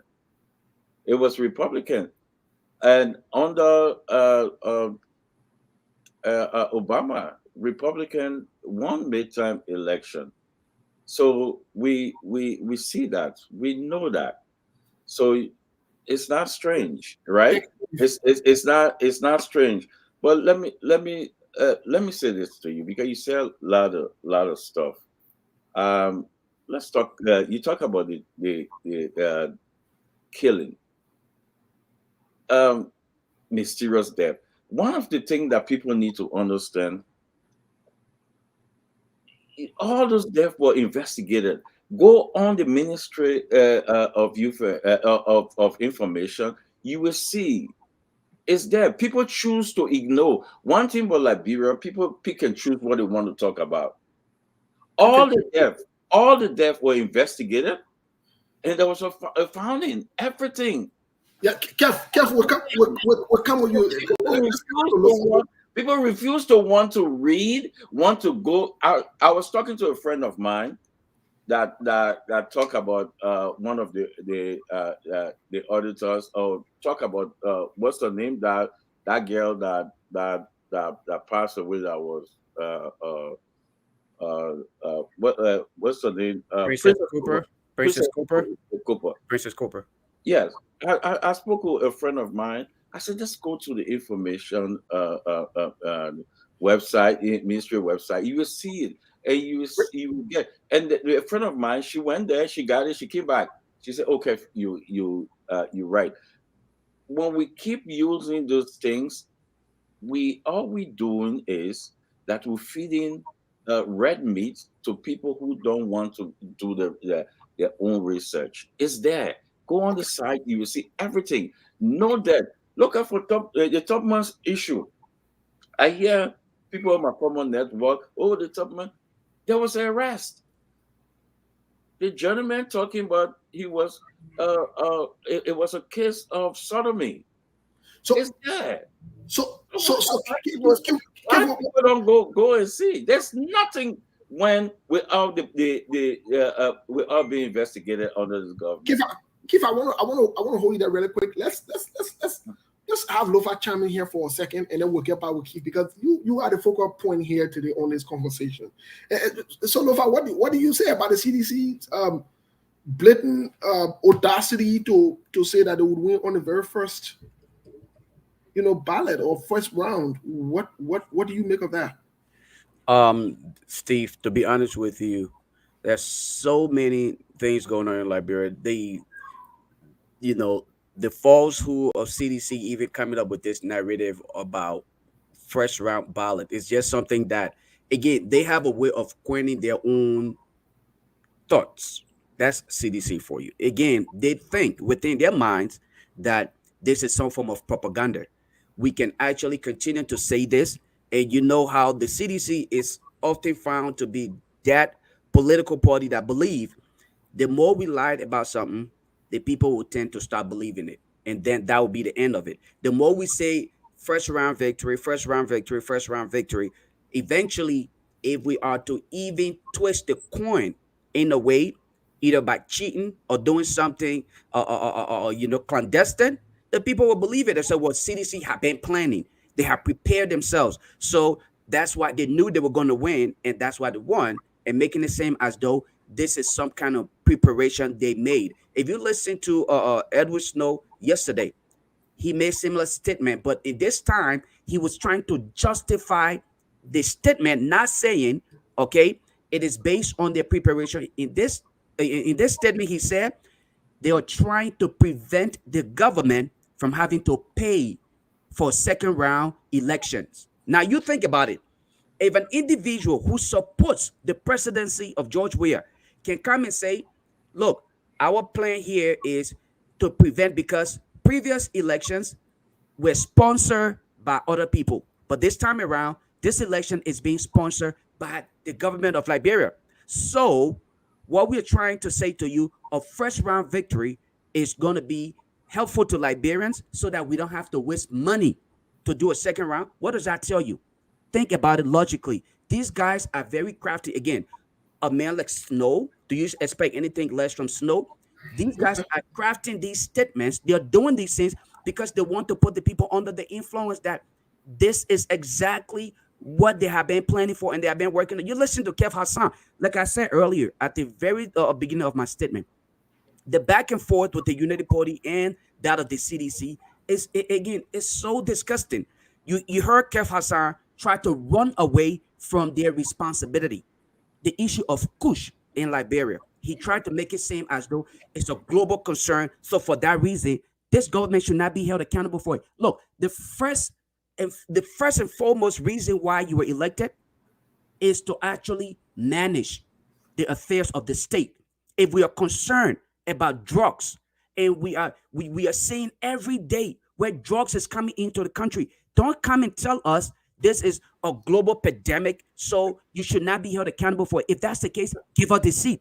Let somebody competent who can actually muster the courage to institute some kind of mechanism to control the drugs in Liberia. Since you cannot do it and you're concerned about Black Africa being a part of the problem, get out the way. Let somebody who can muster the courage come and get the issue resolved.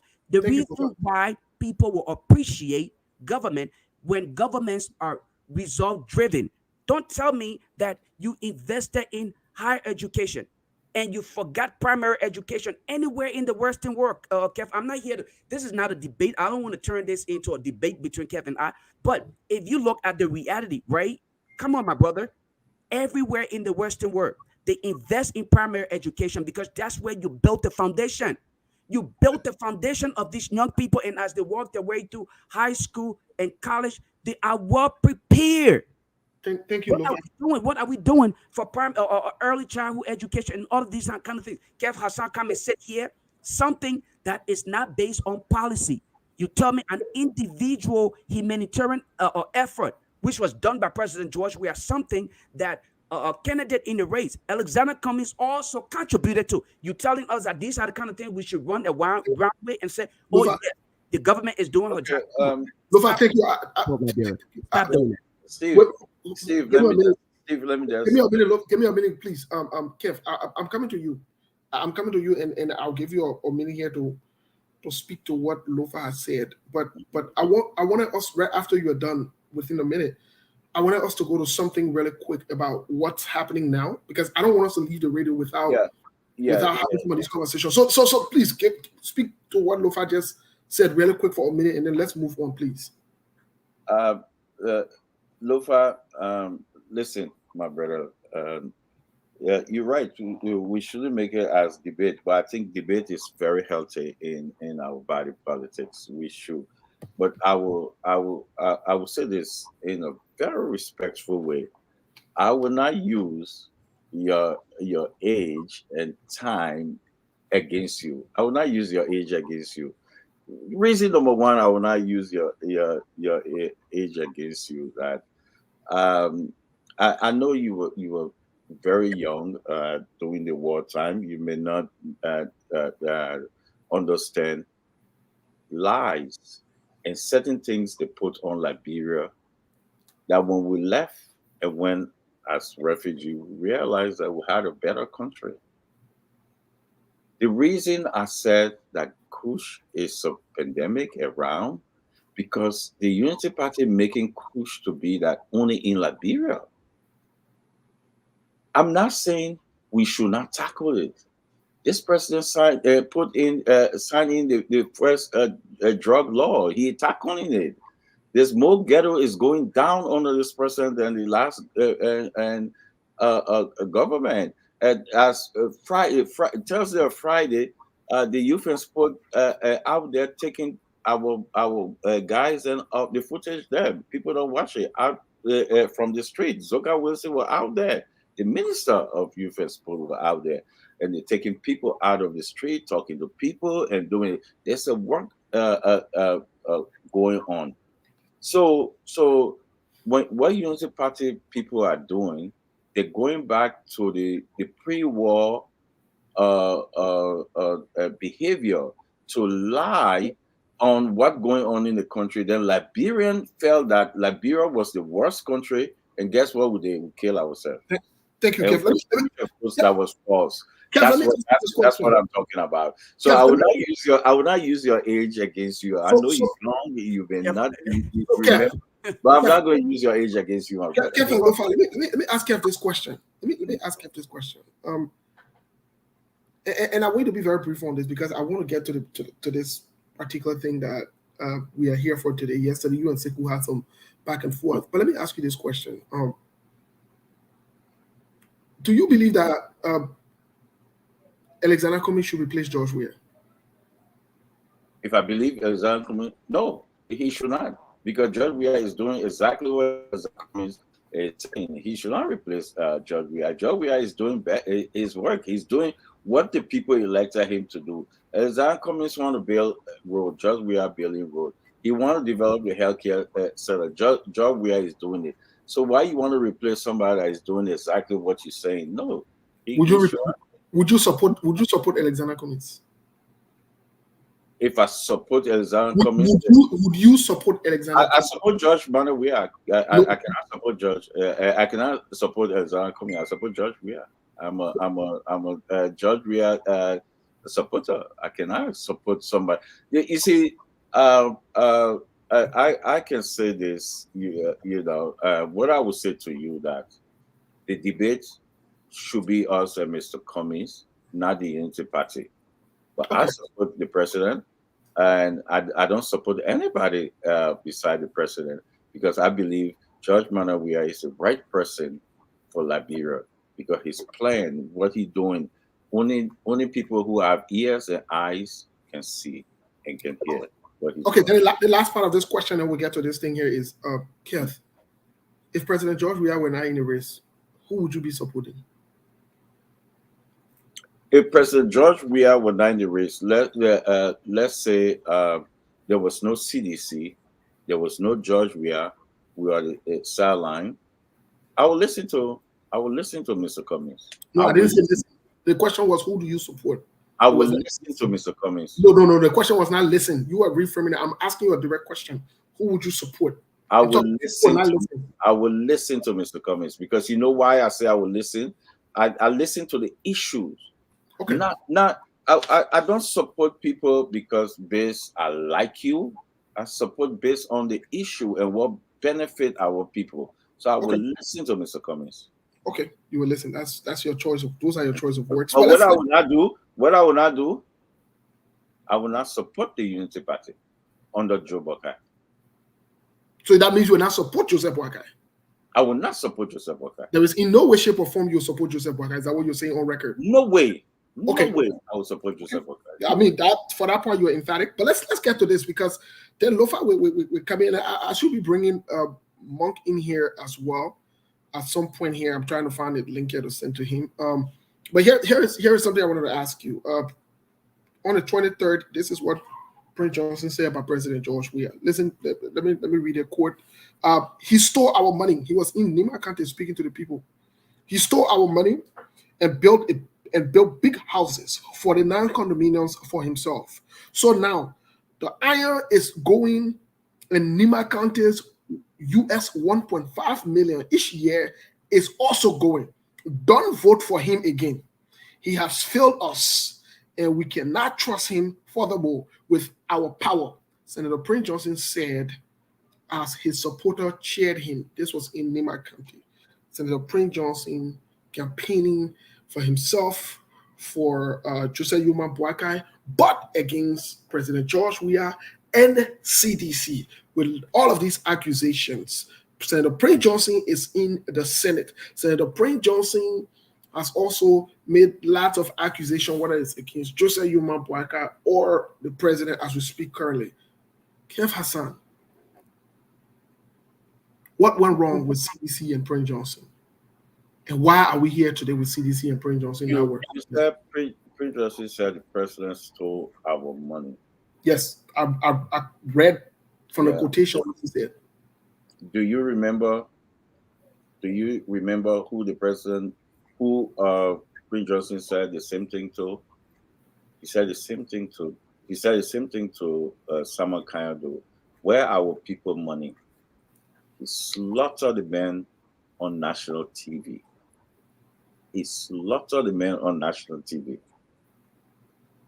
Prince Johnson do have that moral right there to talk about where our people money.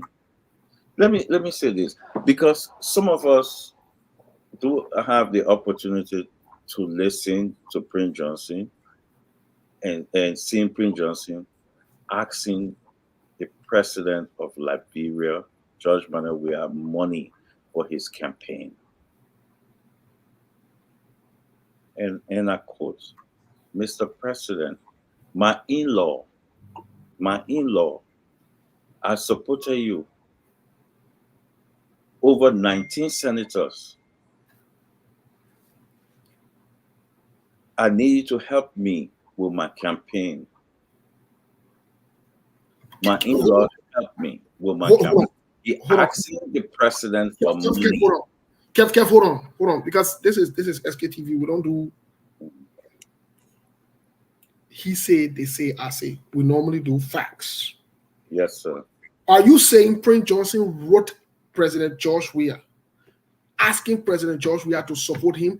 What time did that happen? Which year? And so forth, because we want to put time and date on it. He could have said it when he was supporting him, for all we care. Are you saying this is current or this is in the past? Current. And I will tell you this. If anybody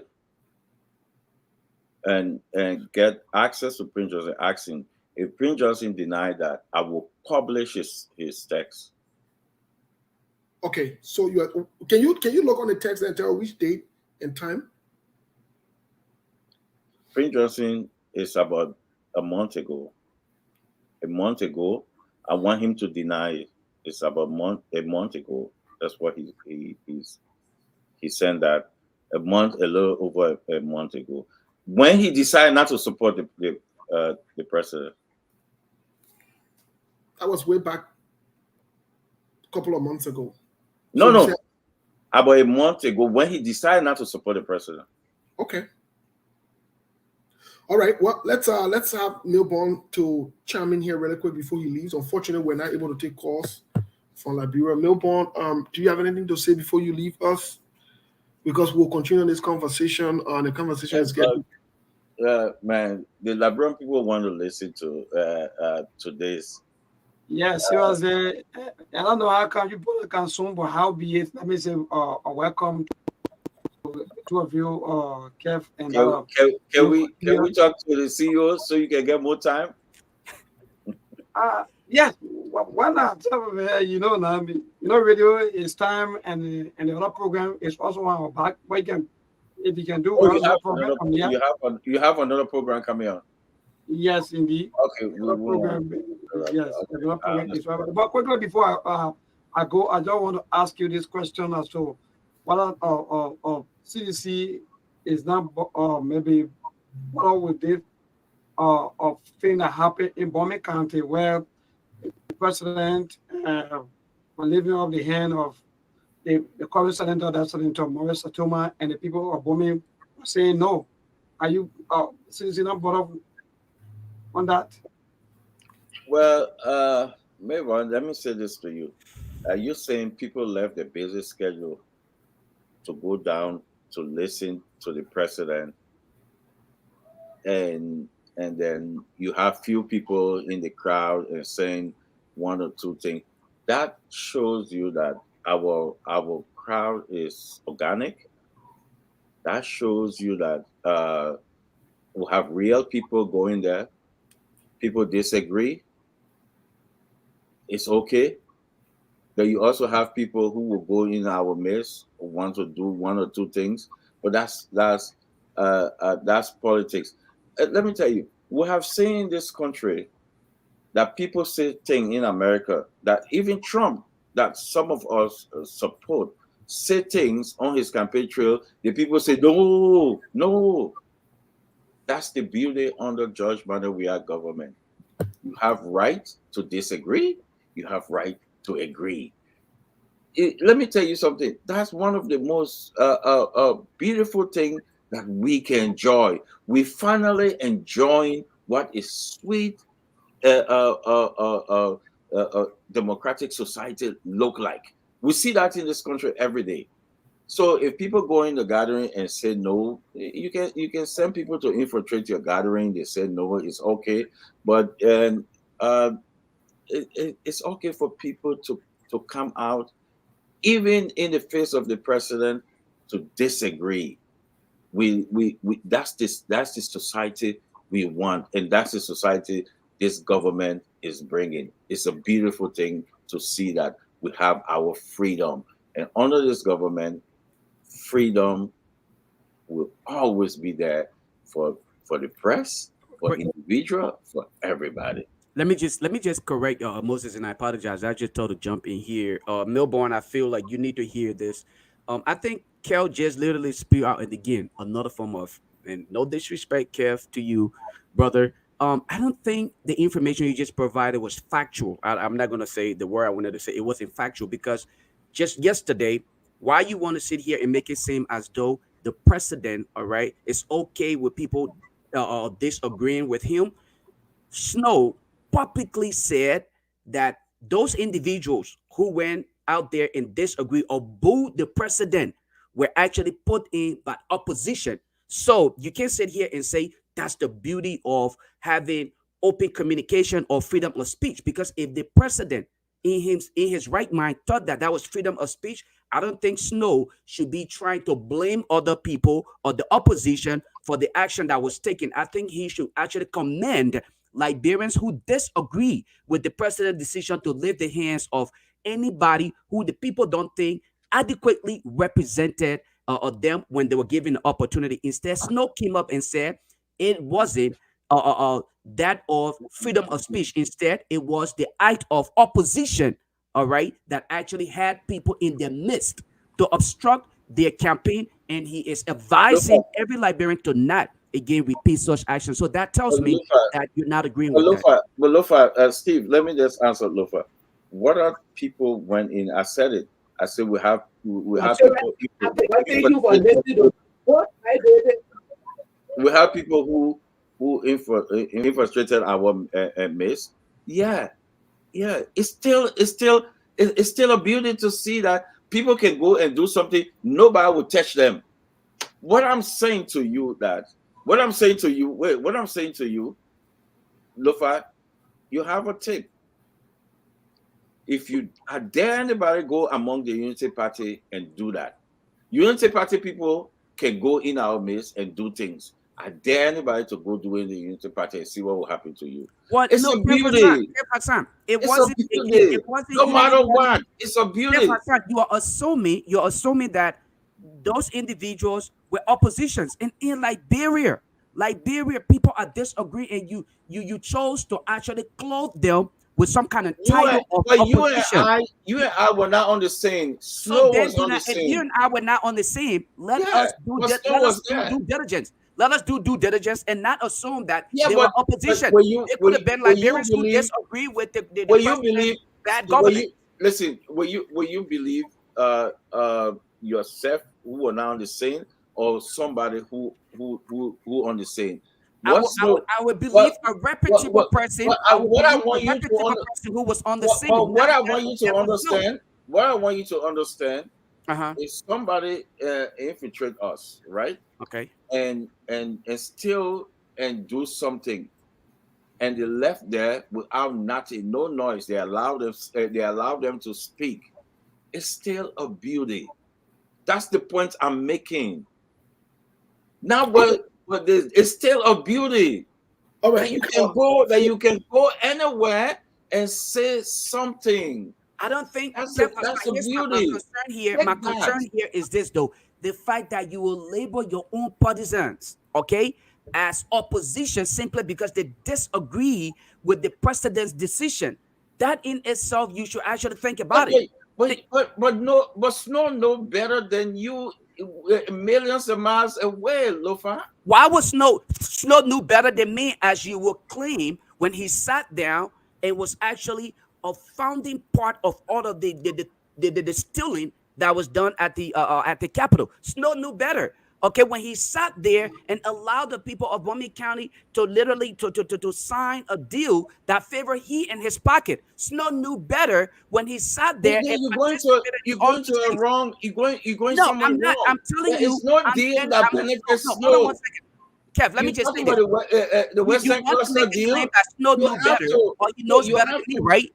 Snow knows better than me when he actually participated in all of these acts. So he knows no better than I do. I'm telling you that a reputable person can actually convince me that those individuals who you claim, in quotation, infiltrated your campaign were oppositions. And in Liberia, Liberians who disagree with any political party based on decisions that are made should not be labeled as opposition. They are Liberians first. First and foremost, they are Liberian. And that's how we should consider them and listen to their concerns. Their cries is all that really matters to us, because what they tell you is the government has shown no act of true leadership. They don't understand the magnitude of responsibility that they have on hand. And that's the reason why a president would get up on a Monday to go and play soccer, not considering what is at hand for him to do at his office. The reason why the president, again, and I'm just saying this to you, Kev, and let me say this, and I'll give you the opportunity to come on here. I heard Kev mentioning something about my age and sort of that, especially in the context in which you spoke of my age. Let me say this to you. Age is no barrier, brother. It is a limitation you put on your mind, especially when used in the context in which you spoke. Let me tell you one thing here.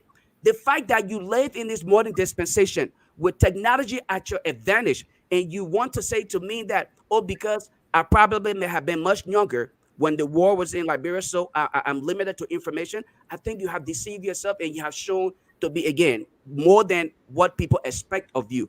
But let me tell you this. Again, I know a lot of you will want to run with this. I'm saying in the context in which Kev spoke, age is no barrier. Because I know a lot of you will come back and speak, oh, but you always said Joseph Boakai is older. I say this again. In the context in which Kev spoke, age is no barrier. It's a limitation you put on your mind. And I will stop there for now to give Moses let me correct you. Maybe you thought I was trying to say that you're too young to understand complex matters. No, that's not what I'm saying. What I'm saying to you is that we had that similar story. They lie on Liberia. They lie on Samuel Kayando. A lot of lying took place. I was old enough to understand that. I'm saying you might be too young to understand that at that time.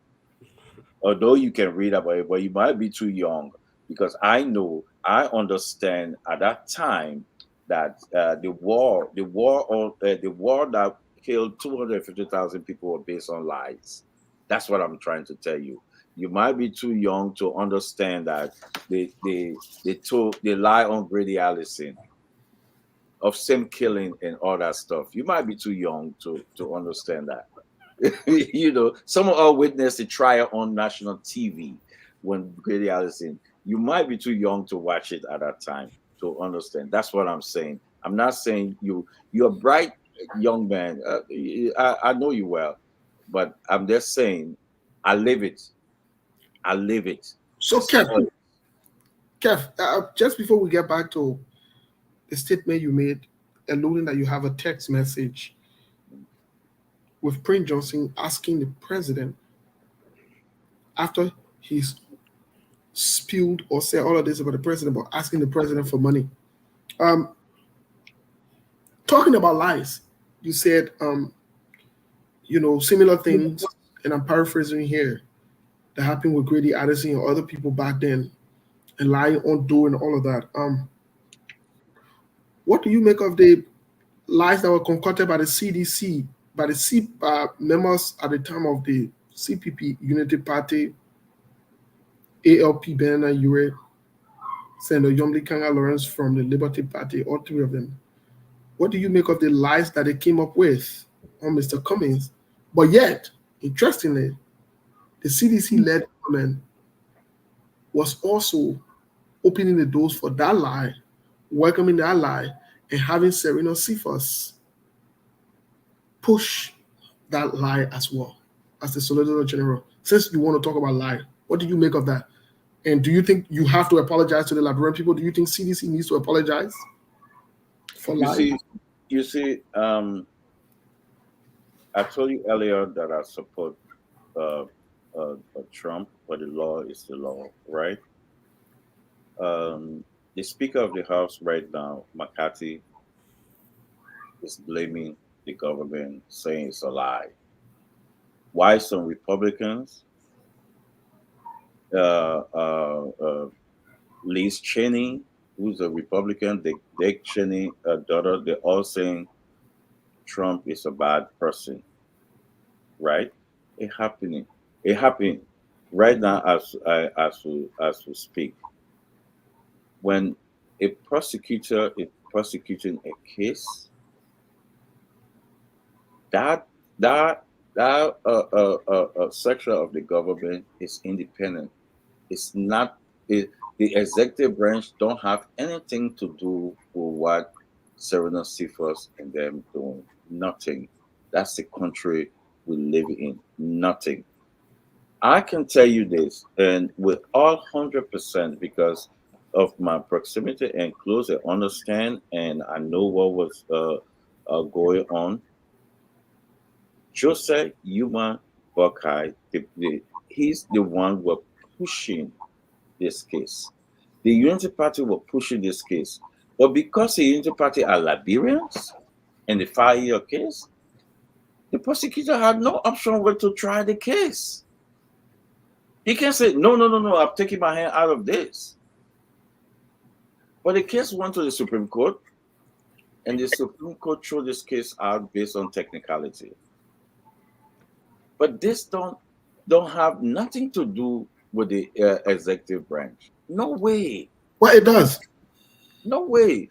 You see, when people make when people say that, these are some of the things let's go back that carry wrong nothing. Kev Hassan, let's go back. Let me tell you something. It's not the executive branch forced Joe Buckeye to testify. Matter of fact, I can confirm to you, they wanted to testify. They were Joe Buckeye and his team were continuously calling the prosecution team. They wanted to testify. They had their own plan. This don't have anything to do with the executive branch. But you know, people, the same thing like McCarthy, the speaker, is saying is the government, but the law is the law. Even though I'm a huge supporter, I'm a Republican. I support Republican. I vote Republican. I'm a pro-life. I've been a Republican almost 30 years now. I've been a Republican. I believe in the philosophy and ideology of the Republican in the platform, but the law is the law. Let's welcome Cyrus. Cyrus, welcome. Finally, we got you on camera for one of the very first time here on SKT. I know, right? I always try to do this, and today I was like, you know what? I got a little time. Let me show face because I always calling the show, and people are like, who's Brazilian Monk? So I like, okay, today let me give you a shot. What's up, Bon? What's up, man? What's going on? Yeah, welcome to the conversation this afternoon. We're in brief conversation here. We have, Kev here and Lofa, and myself here. Milton left us not too long ago. What is your take in the next 2 minutes from what you've heard so far in the conversation and Kev's session, especially the different questions that Yeah, I've been listening to Kev, and he's been listing a lot of accomplishment. But when it comes to government policy, they got a to-do list and then you got accomplishment. When you're going to give the executive branch millions of dollars, you expect them to carry on some project. The difference is how you quantify the project, how it translates, and making people's lives better. And that's why I haven't seen from the Georgia administration. I heard you talking about paying wire fee and how to build roads. The reason you build roads is to intensify commerce, to move goods and services, and how it benefit the people economically. And having seen that, I cannot hear too many people back home saying that because Georgia build roads or this can somehow say their life improved, whether it's farm to market product, whether it's the price of goods and services. I cannot name too much successes of this administration in terms of policy. You see, you can have a to-do list, you can take on a project, but there's something they call policy. Policy is comprehensive. Let me give you a typical example, like the farm to market road under President Tubber, the mat to mattress under President Tubber. These are policy. I mean, you're talking about stuff you can look at and be like, you know what? We were able to take this amount of people from poverty into a better life. You're able to quantify it. I mean, you can say Georgia pay people school fee, but that's not what parent wants. Parent wants to be empowered economically. I don't want you paying my child WIAC fee. I want to have a job to be able to pay that WIAC fee. So maybe it might be success for Kev Hassan, but from a policy standpoint, I don't think you can boast of too much when it comes to success on Georgia as compared to the previous administration. That's just the reality. By every measurable index, whether it's healthcare, whether it's a living standard, whether it's education, I mean, on a comprehensive level, you cannot name too many things that happen in this administration that you can consider to be successful. I don't know about that. Maybe he knows better to explain. All right. Well, folks, if you're following us, we got a couple more minutes here to run this down. But I wanna get back to Kevin, and we'll circle back with Lofa, because in Kevin, let's talk about the violence these few days, because that's where we'll close up on here for today. And hopefully we can resume next Sunday.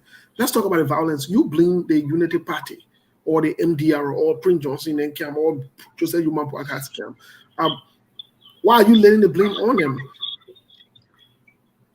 The election. I don't know if SKTV normally play footage so people can see, because one of the things I know about our people, they want to see. Seeing is believing in the eyes of Liberians. You know, they especially certain people that from the Unity Party. You say anything to them, even if they see it, they still feel something else. But the footage there, it left. The one happened in Monrovia. They left the headquarters on 9th Street. They marched to Vamoma and attacked the CDC. But people saying, "Oh, that is sedition," but the tape's there. Matter of fact, there's a tape. I think if I'm not mistaken, if I just play that, the individual, there's a lady who slapped and our latecomer Christmas, and another tape that she's slapping another sedition. It's there. People are seeing the things there. Matter of fact, one of the reasons I called on the show yesterday to this correct Sheku, is sedition died in Nimba. Imagine if that sedition were doing this, what would happen? The whole world, all Liberians will be calling the president of this, the minister this. They will be insulting us. For the record, Keith, I want to confirm that part that I did. I did see that video. As to I wish you guys can play. So I did see that video as to Queen Johnson from the Unity Party, right, hitting somebody. I don't know if he was a sedition, but she was hitting another guy in the face. I did see that. But these are the things we're talking about. You know, when people come out and don't look at the facts and watch your video and just claim is sedition are doing this, you are giving praises to the Unity Party. The Unity Party is getting away with murder so much in that country. They lie. Imagine today, I listened to Women Pay. He's saying that you elect Joe Boka, Bowen will come to Liberia. Samsung will come to Liberia. And you'll have scholarship. Steve, people can't even pay their own rent. Who said that? Women Pay, who running in Monserrato to be senator. The wickedness from the Unity Party lying to our people. If you mean better, every station, every media, if you mean better, fact check it and flag it and attack it seriously. Our people suffer for far too long. Far too long. For people to come out and just lie to our people. But the good news is, when he said that, the response from the audience in District 3 shows that they're not going to believe that. That Omar them that they're talking to, they're not going to even believe that. I don't know what you're talking about, Boeing. How can you bring Boeing to Liberia? You gave us an airport. You say it's 50 million, and that airport was way far less. You know where is Boeing to enter the airport? Let me ask Lofa. Lofa, what do you make of the election violence, and who do you lay the blame on? Somebody got a phone, and can you please put your phone on mute if you're not speaking? Yeah, I think it's. I think it's a monk or something. Yes. Hold Yes, Lofa, what do you make of the election violence, really quick? To be honest with you, Steve, election violence, it should be the government's primary responsibility to, do as much as possible to quarantine or control it. All right. But that does not negate the fact that other political parties should also control and make sure that they set example, especially for the political leaders. They should send resounding messages out to their people so that they understand that there should be no room for any form of political violence. Again, I hate to do this, but I would do it. If you're to look and see where the violence is coming from, it's between the Unity Party and CDC. You're not hearing anything from Clarence Moneyback's camp that had to do with election violence. You're not hearing anything from Tier 1's camp that have to do with it. You're not hearing anything from the CPP side that have to do with election violence. CDC, United Party, they are the one clashing with this election violence. Again, what that tells you, these are people who just don't understand where we find ourselves today. So again, we all must condemn any act of election violence, and hopefully the political leaders can stand up and do something about it. You're muted. You're muted, Steve. What do you say, Monk? What do you say? Well, it's nothing strange. That's why if our people can just take their emotions from this thing and look at it from a holistic standpoint, you want to avoid CDC and Unity Party as much as possible. I keep telling folks, if you would just expand your lenses, you have options in this race. You have Tier 1 Gonglo, you have Alexander Cummings, you have the Clarence Mulliban, all these guys in the race. You have two parties that are trying to create this illusion that they got the people, that they got the support of the masses, that they can win first round, which is the biggest lie ever. It's statistically and mathematically impossible for anybody to win first round. But that's the kind of a narrative they're trying to create. It's a kind of a picture that we got the crowd. So you won't hear violence coming, like Lofa said, from any other side except Unity Party and CDC. So the thing is, Unity Party is playing a mind game too. When you want to talk about election violence, it's synonymous with CDC. So Unity Party is capable of inciting violence, but they want to blame. They will blame it on CDC because CDC is noted. They have a stigma of instigating violence, whether it's the toting of casted, whether it's beating people, like from the LU campus with opposing views. So Unity Party is playing politics. I mean, like I tell folks all the time, Unity Party been in power for 12 years. They understand propaganda. You cannot beat them in that. So that's what we're going to keep saying from now on the election day. It's going to be all about who playing this mental game, their mind game, to create a kind of an image that people will see and be like, okay, yeah, it's coming from this side, but I know it will be like that. It will get worse as we get closer to the election. Because if you want to create the illusion that you can win the first round and you want to claim the crowd, tell me what you think is going to happen. You're going to be violence all over the place. And this is talking about Montserrado County. So think about remote counties that don't have access to roads and think, what do you think is going to happen there in the interior? It's going to get worse. That's just the reality. Because it's a stigma now. Everybody want to claim that they can win. Why would Unity Party want to claim that they can win first round in an election after losing 14 out of 15 counties in the last election? Why would CDC want to claim a first round victory when you have never crossed 27% in the two previous elections? You have to form a coalition to get at least 38%, which is far from the 50% mark. That's the logic right there. Everybody's additionally trying to create this fake picture that they have the people's support that they can win the first round, knowing fully well it's not even possible. So you are only inciting violence because you are creating a fake narrative in the first place. You know nobody can win the first round playing out. So why would you want to say that? So the violence is a result of their action or the picture they are trying to paint out there. That is impossible. So we expect to see more violence moving forward. So Monk, just before I'll circle back to Kiva-san here, and then we'll try to circle back and make our closing comments. I want to talk about the one round victory thing. Is there any possibility that any of these camps can have a one round victory or first round? You asking me or Keith? You. Steve, I told you, I said there is no possibility. It's statistically and mathematically impossible. It will never happen. It cannot happen. There are so many moving factors that will prove that it cannot happen. Like I said, I gave you historical data from 2005 up to now. CDC are now Congress, or Coalition for Change. They are not Congress for Democratic Change. Like we know, it's a whole different thing being an opposition than being the ruling party or the governing party.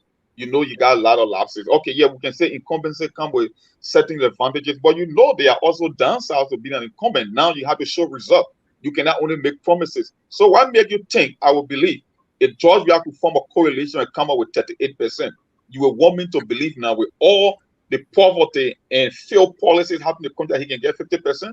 Now it should be the dumbest person to ever buy into that narrative, because I know it's not even possible. Why would I want to believe that a guy like Joseph Boakai, looking at the demography of the country, looking at his past performance election, performances in this going election, why would I want to believe that he can get 50%? Even if the people are mad with George Weah, the possibility of getting 50% is just unlikely. It can never happen. It's not possible. It's out of the realm of possibility, just based on pure numbers and statistics. That's just a fact. Okay. So you are only calling for more violence. The more you tell people you can win first round, the more maybe they get something sinister under their sleeve, but they know it's not possible. So why keep pushing that narrative? Why would you want to say that? Okay. Bro, to be honest with you, if you let's get to Lofa and Keith will close us on it and get his Lofa. What do you say? if you listen to Edwin Snow statement that was made yesterday, that just proves what Monk just said earlier, that these guys have something sinister under the sleeves that they are literally banking on. And that is it. For anybody in their right mind to rationally think that there is a possibility of a first round victory, that tells me a whole lot more is happening in the back.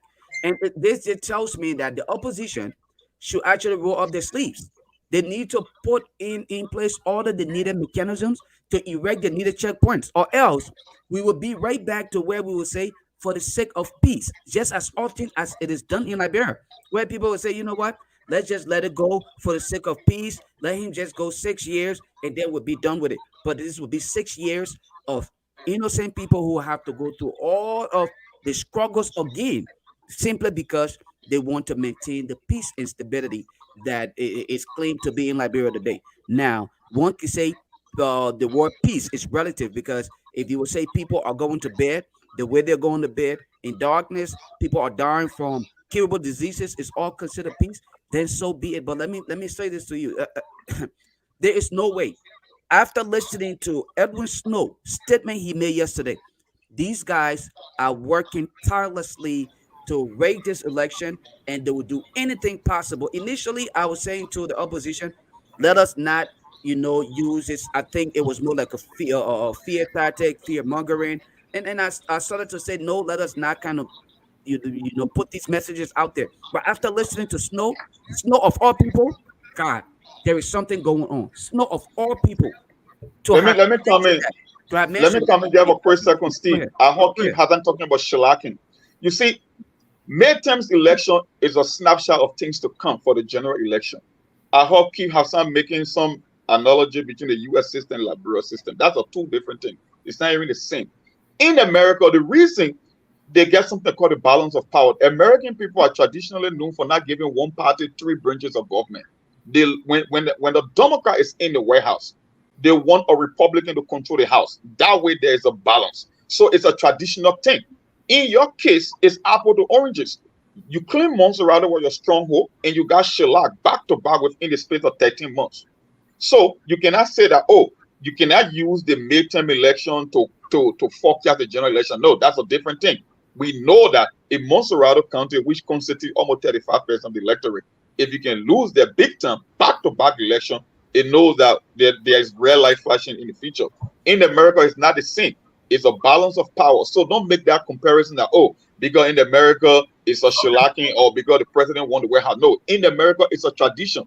It's a balance of power. When the Republican is in the White House, Democrat control the House. When the Republican is, it's just inverse versa. That's what I'm trying to say in another sense. So you cannot compare the two. Let's hear from Keith. Keith, are you still in the belief that you guys would CDC can win one round or first round? Sure. Yes, we will. Let me say this to you. Brazilian Monk, I think that his name, You're a bright young man, but I agree with you. Let's take it out of America, right? It's a you say, even though the formation of our government is the same, it's a carbon copy of America. But let's do that. But let's go to our neighbor Sierra Leone. The midterm election, the government lose. The current government of Marabio lose the midterm election. So maybe you say, yeah, Sierra Leoneans, they speak different language. Maybe you say that, but let's go to Sierra Leone. It happened in Black Africa, my brother. One of the problems we get in our nation, people don't go around Black Africa and study and see what's happening. So it happened in Sierra Leone. But let me say this to you.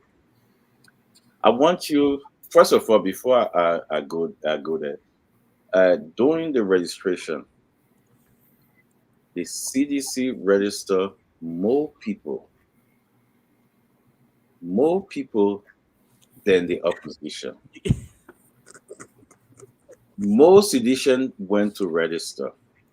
So if you look at area that sedition came out to register, there was no mobilization from the opposition.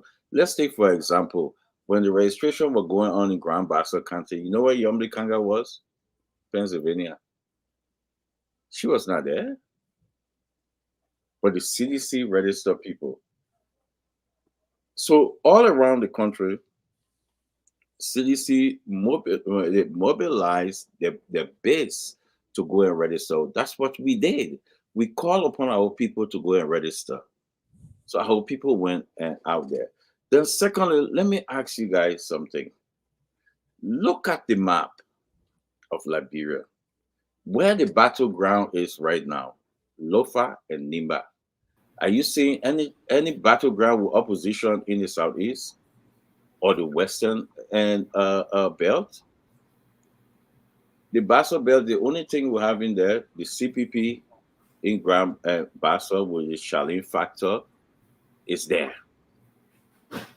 I want you to face reality. Don't talk because you know the reason in Liberia. Charles Taylor won election first round. He won election.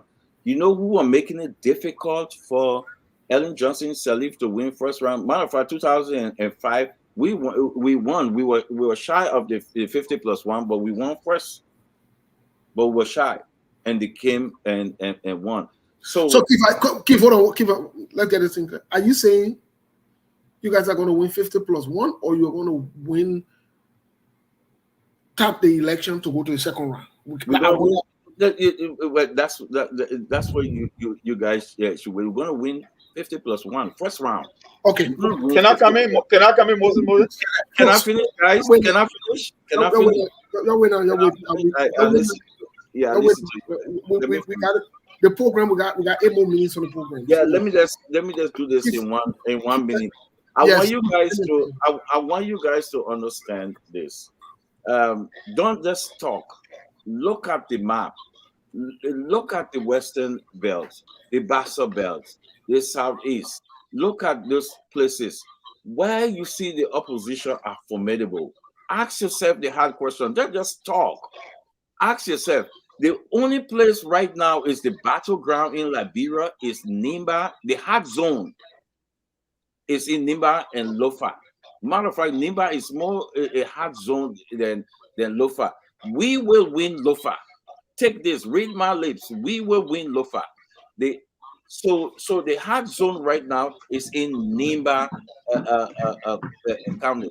So if for example, your state, Steve, the Democrats took the fight to your state, Arizona, into Georgia. If we can take the fight into the opposition state, opposition county, think about it, guys. Everybody are smart here. You guys are very intelligent. Leave the biasness and go to the truth.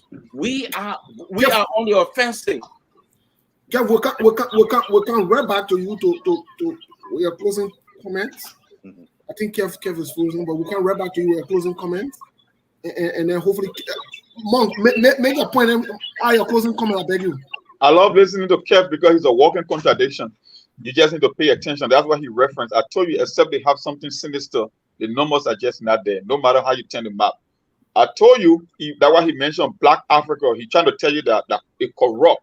And based on the history of recent elections like in Sierra Leone and Nigeria, because they are the incumbent, they got the advantage that they could sway the election using sinister motive. That's why he just told you about Black Africa. I'm not talking about Black Africa. No politics is universal. I'm talking about the raw numbers to win an election. Why Keith Hazard doesn't understand? His party ran the table in the Southeast, as far as I'm concerned, in the last election.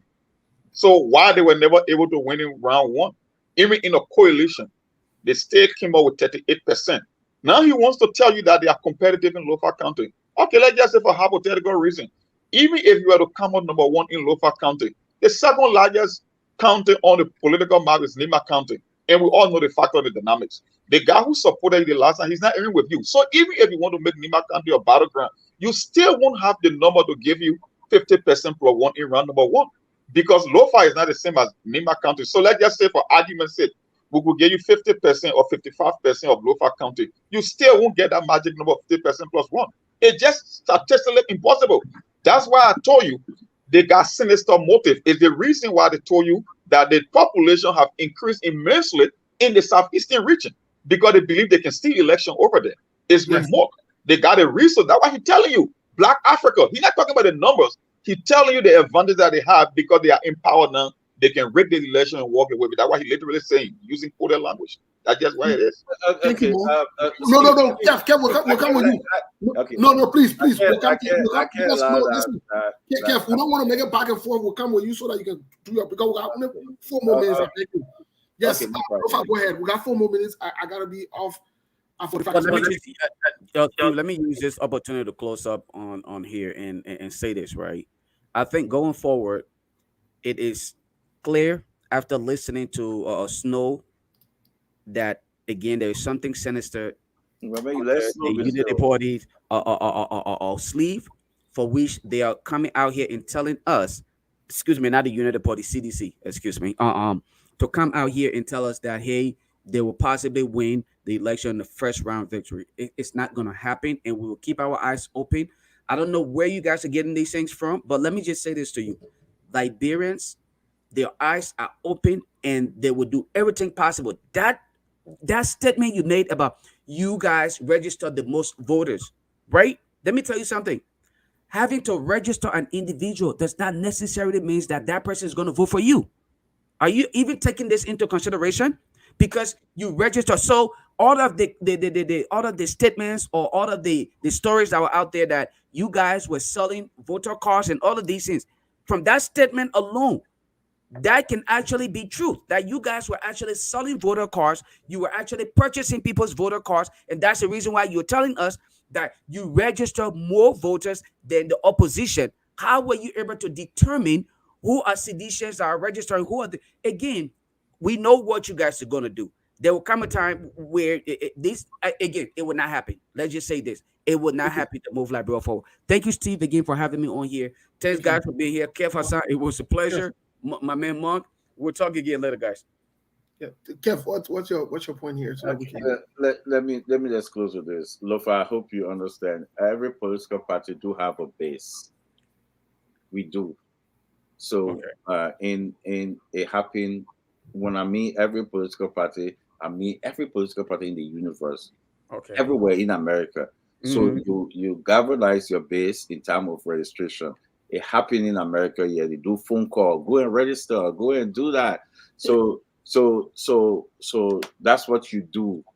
You know, again, I don't want to say but you got to understand how political parties work. When you have your base, CDC, we do have our base, so we have to take our people to go and register. We have to let them. We have to inform them. That's what voter education comes through in there. Go register. So it's not about this. Again, Monk, my brother, I'm a Black man from Black Africa. I know Black Africa. This is not anything. I know you want to play, because Black Africa is corrupt. Black Africa is this because what happened? You can play with that, but my name is Kef Hassan. I'm not from in North Africa, from the Arab. I don't know anything about that. But I'm telling you, my neighbor. So I will give you reality, and the reality is because you said that we should take America out of this, the Western. So I took you to where you from. And when I'm not from the West. How you tell me I'm from the Western side? No, listen to what I'm saying. I say you say we should leave the America. We should leave this part. So I took you to where you from, Black Africa. That's why I call Black Africa, because that's where you from. Unless you want to say something else to me, but I know you from Black Africa because I can see you. Thank you. So I'm taking you to Black Africa. So what I'm saying to you guys is midterm election don't determine, because it happened all over the world. We're gonna win this on the first ballot. But let me leave you guys with the homework with you guys. Check in Liberia right now where the battleground is. It's in Nimba, it's in Lofa, the stronghold of the opposition. If the battleground is in your stronghold, you are in trouble. Thank you, Jeff. Folks, the best defense is offense. Hopefully next week. From Bush, I take it from Bush. The best defense is offense. Hopefully next week we can have conversations. Let me say this on this note. I think it was good having everybody on, and I look forward to these kind of conversations. We'll be back next week. Let's have a good weekend. Stay out of trouble. And thanks so much to you guys. Enjoy yourselves. Thank you. You don't even know my story. You don't even know your story. Oh yeah, you know, on the beat, I be a loca. So moral. You post a new car on Facebook. But I so la la. You working better. Bluffing and acting jealous, say you photo. My advice for you, in my way, I got to confess. Confession. You gotta confess. You must have the impression. Enjoyment. God your blessing.